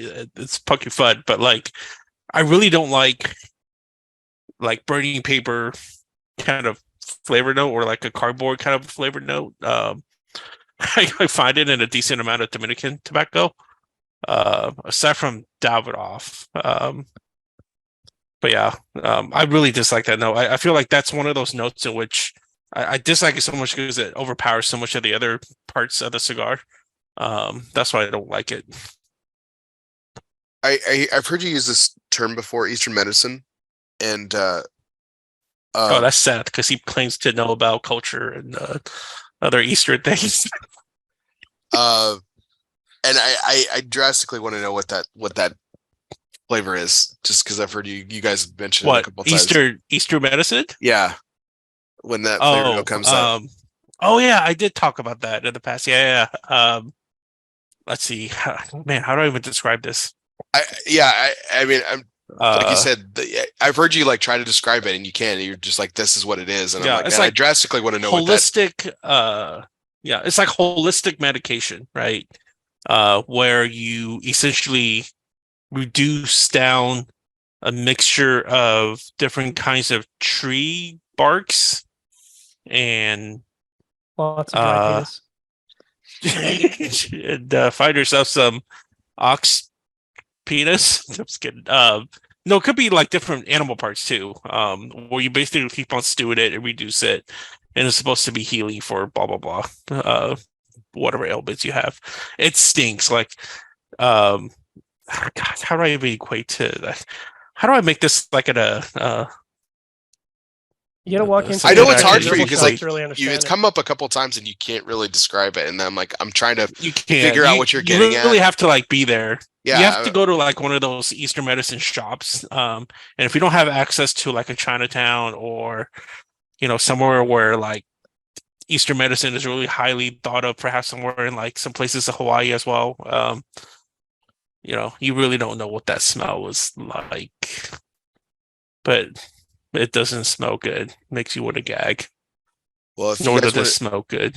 you guys want to know what Seth's non-preferred flavor note, it's smoke the edge 20th, and that you'll get it. So that's what that is.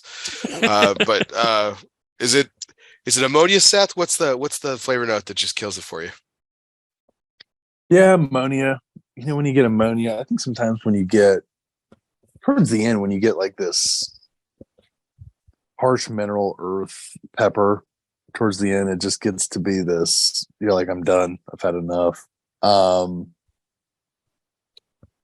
That's one of those that's, any Indonesian, anytime you're putting an Indonesian tobacco on there, it's probably, you're going to produce a flavor profile that I'm like, fuck this shit. I can't smoke it. But yeah, that little mineral, peppery, earthy quality, kind of metallic. It seemed it was more common last year. I especially out of like Nick Rogman Hunter and stuff, but I don't see it. I don't know. I haven't come across it as much this year thus far, but Well, that's good. we'll see. Aaron, so what's that flavor note in AJ cigars? So just kidding. What's the No, Not kidding. Actually, overwhelming earth. I mean, I'm okay with earthiness in a cigar. That's fine. But when that's kind of like the driver, or when it's like just up there at the top of what's being delivered, it's just not. It kind of just overpowers everything for me, and it just feels like like I got a mouthful of dirt, and it's just not an appealing component. okay. And I feel like I've been getting that a lot more lately. So I don't know if that's just the status of tobacco, a fair amount of tobacco that's out there, but I'll get, I'm fine with that, like through the first third when it's not, a driving factor in it. But when that starts building up kind of in the second third and then overwhelming in the final third, it's just not a good time. John? That kind of stole my thunder a little bit. So if you combine gritty earth with wet asphalt, the wet asphalt minerality or wet shale minerality, that combination is just totally. Did you say wet shale? Is that what you said? Shale. Yeah, wet shale. So wet shale What is has that? Just wet rocks. shale is a type Like, of rock, so it's Yeah. different. It's different than granite, but shale really gives off, like, when I think of minerality, wet shale or wet asphalt, that is minerality. Like that smell. Like if you ever gone by wet fresh asphalt after it's dried and it rains, you can't get that smell and flavor out of your nostrils and out of your olfactory. Like it's with you. And you combine that with gritty earth, and it's just like, oh man, we're going to bad town right now. And it's tough to recover from that. Usually, usually if you get that, it's pretty tough to recover from. all right. Well, this will bring up our last segment of the night, guys. And I can't thank you enough for hanging out with me for a couple hours here, more than a couple hours. It's been fantastic chatting with you guys. Like I said, this is been a show I wanted to do for quite some time. So I'm so glad it worked out for everybody's schedules. And again, thank you so much for taking time out of your day. I know Sunday night is family time for everybody. Everyone's got to work tomorrow. Believe it or not, to everybody else, most of us do not do this entirely for a living. We actually have day jobs and families. So guys, it means a lot to me. So thank you so much. But I wanted to bring in some, now I confess I did some research, but I'm not sure it's the highest scores, but I thought this was kind of interesting. So this is part of our Dunbar Tobacco and Trust curveball segment. So fastballs or curveballs, it doesn't matter since the company's inception. Steve Saka's been knocking them out of the park. Count them up. 8 consecutive years in the consensus top 3. Congratulations to our good friend Steve Saka. This year's consensus did not include Developing Palates, but that's okay. You guys count in my heart, and that's all that matters. All right. So, what would you take the cigar that I'm about to name for each of you, or would you pass to the most recent cigar that you loved? This kind of came up earlier when Aaron was talking about, like, when your cigar reviewing days are done and you look back and say, okay, that was my highest rated cigar, so that's my 10, right? So, and things change over time. So would you rather take the cigar I'm about to name for each of y'all, or the most recent cigar that you enjoyed the most? So just kind of keep that in mind. Look back at your most recent history. All these cigars are pretty old for y'all, as far as your highest rated ones. And so just think back to the cigar that you enjoyed most recently and see how it lines up. So Aaron, we'll start things with you. Goes all the way back to 2016. The Crux Limitada show exclusive 2016 8.20. Is that correct? I think that's your highest. Is that right? Yeah, you're right. Yeah. Okay. Would you rather have that cigar or the most recent one that you enjoyed? I'd rather have that cigar for sure. Okay. What was it Easy. about that? I mean, I know it's been years, and it's really kind of hard to build on that. But like, what was this? Do you remember about that experience being so enjoyable? It just delivered fantastic flavor kind of throughout the cigar. I mean, obviously the last third is typically going to be a fall off from the rest of the cigar, as most cigars I think are for people. But it was just very different from everything else that was kind of out around that time. And you know, they have that line has continued on, but it hasn't delivered the way that first release did. And I mean, Crux was putting out bangers kind of right out the gate when they started, and that was just the top. That was just the top tier for them at that point. And it just really hit well for me. I just enjoyed it so much, and I still have some of those. I go back to them every once in a while, and they continue to deliver. So it's just one of those, you know, top notch things that you kind of go back to. And I think Jiunn has kind of gone back to those time to time as well, because it was just such a great cigar at the time. Yeah, he rated it pretty high too. Yeah, I remember. Yeah. So Jiunn, we'll go to you. This is the one that I found. The Warped Maestro del Tempo 610, 610R, 9.0. It was a 9. It was a 9 for you. 6102R, I think. Yeah.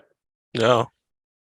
No, that was fantastic. That was the basically epitome of why I loved like Aganorsa Corojo. So, I think those only came in like a chest of 50, and I regret not buying a chest of 50. Yeah, those were chest of 50s.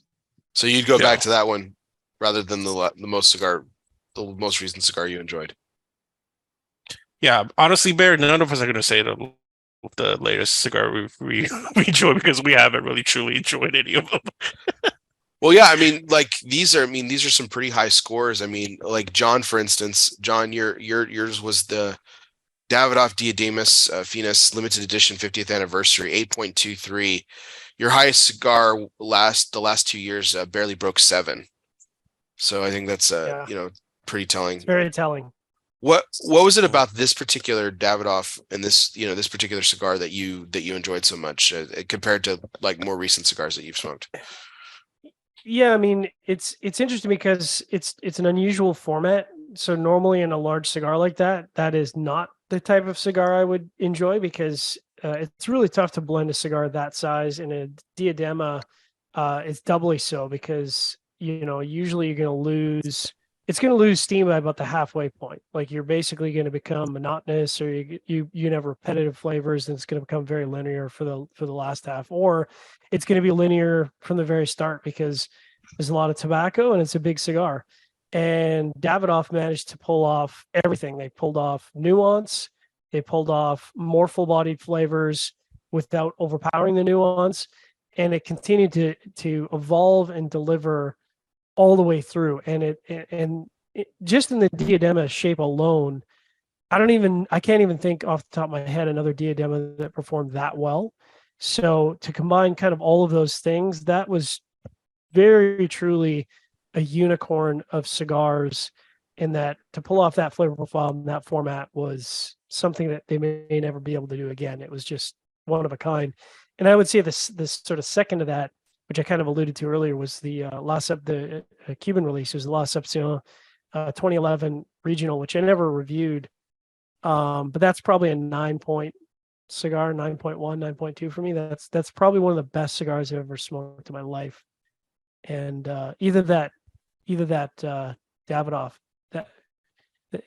would I rather smoke that than something I recently enjoyed? Yeah, it wouldn't even be close. It wouldn't even be a hesitation if I could get them, but I can't. I'm going to say Seth's cigar here in a second. So it was no surprising to me what Seth's top cigar. I was surprised that yours was a Davidoff when I was pulling up some of this information, just because I find that your palate, you tend towards I think you appreciate a lot of different types of cigars just like me, but I feel like you prefer, stronger, heavier stuff. And, I think it just goes to show you when a cigar delivers with flavor, it obviously captures your attention no matter what. Is that a fair assumption, even though I was wrong about what I thought was going to be at the top for you? I mean, flavor's the thing for me. What's the top one? No, that question was for John. I'm going to bring yours up here in just a second because I know that John likes stronger things, so that's why I was kind of shocked that a Davidoff was the top for John. So I get that a lot. It's funny because what Jiunn gets a lot is that he doesn't like strong cigars, and what I get a lot is I only like strong cigars. And it's funny to me because those two things couldn't be further from the truth. So it makes me laugh because I enjoy one of the things in Jiunn was kind of talking about this. One of the things that was so great about the sort of height of Aganorsa releases, especially with like Warped, is that it was so subtle. It was so light compared to a lot of the other cigars that were available at the time. But the depth of flavor was just phenomenal. Like, do I enjoy full-bodied cigars? Absolutely. But I like whiskey. I smoke the entire range, and I really, really enjoy when you can get a lighter cigar with tons of complexity. I smoked the range. I smoked the entire range. Okay. I love them. You mentioned the word unicorn a second ago, so let's bring up the last Tunicorn. That's what I named him. the big tuna here. Seth, why don't you cap us off here? I had you and Jiunn probably the closest. I picked an ELOsione for Jiunn before I looked up the information. I wasn't too far off with Warped. And I knew New Year's had to be a Davidoff. The Davidoff, the Master Selection 2013, 9.55. I mean, that's as damn close to perfection as possible on the DP scale. So, I mean, does that in the spirit of Developing Palates, how does that line up with your experience? Well, I'm trying to remember all the master ones, but if it's the one, if this was the one that had the Ecuadorian Sumatra wrapper on it, it was pretty remarkable, I thought. And I can't remember if it was or not. I don't know if you have the information in front of you. But it's just, I think when Davidoff makes something really special, they make something really flavorful. It's balanced. There's complexity. It's just throughout the entire cigar, there's body and strength to match it. So they just make a beautiful stick. Do you think Ecuadorian Habano? It's Ecuadorian Habano. Yeah. Aaron had it pulled up faster than I did. Which you're usually pretty hard on. But it is. What's the binder on it? Nicaraguan. It's just as listed as Nicaraguan, yeah. Oh, okay. Huh. Yeah, I'd smoke it again. 9.55. I'm glad. They're glad to hear that. Oh yeah. So we were talking a little bit about ELOsione earlier and how that's changed. I think the same could be said for Davidoff too. And I know that they've been really kind of hit your palate over the years, Seth. I mean, what have you noticed about Davidoff, and like, do you think that they're like on the way, they have the opportunity to come back? Do you think they're going down a bad road? Do you think this is just a minor blip on, the radar? I know for a while that it seemed like they were just focusing more on limited editions, and they weren't focusing on producing these cigars, which are more of a traditional Dominican Davidoff profile. And I know at the same time, it seems like they're really trying to push back and make people remember about, some of the Nicaragua and the Yamasa and so forth. And they're trying to resurrect Millennium. But it's, again, there's a lot of critical people that have left the company. I know Hamlet's still running operations in the DR, but you start losing people here and there, and individuals who are helping in other aspects as well. It's going to have an impact on the company. Yeah, it kind of has to, I think. Especially, we talked about one person at Aganorsa. I mean, there's been multiple people at Davidoff. I mean, that's gonna change things quite a bit. And it's multiple people like throughout so many different areas. That has a huge impact. Oh, absolutely. Well, gentlemen, thank you so much. I really do appreciate it. Again, all your time tonight. I know it's one lecture long. I think you guys were expecting it. My reputation does precede me, so I do appreciate all the time that you guys gave me tonight. So appreciate our audience as well for staying up late with us as always. For all of you tuning in, keep those likes, shares, and comments coming. You can also check out our YouTube channel, ELOsoFumar. Don't forget to hit the subscribe button. You can also listen to us later on podcasts, where you listen to podcasts, whether that be on Apple Podcasts, Google Play, Spotify, Podbean, or wherever you listen to podcasts. Be sure you hit the download, subscribe, and review buttons. If you already are a subscriber, do me a favor, hit unsubscribe, but don't forget to hit resubscribe, because that helps my numbers and then allows me to keep getting great guests like these outstanding gentlemen that I've had tonight. So without further ado, that puts a cap on tonight's show, our 248th take. Our 249th take will be next week, on the road to 250. We've got a very special guest for that milestone. You can check out our ELOsoFumar Facebook page to find out who that will be here in just a couple weeks, and really exciting stuff to come. So without further ado, I really do appreciate it once again. For Aaron Loomis, Jiunn Liu, Seth Geise, and John McTavish of Developing Palates. Check them out at developingpalates.com. Most binge-worthy content in the cigar media. I am going to say it one more time and beat that dead horse for Aaron Loomis one more time. So without further ado, we're going to bid you adieu from the Alec Bradley Lone Star Studio of Azle, Texas. I'm Bear Duplessis. Guess what, everybody? We'll see you next time.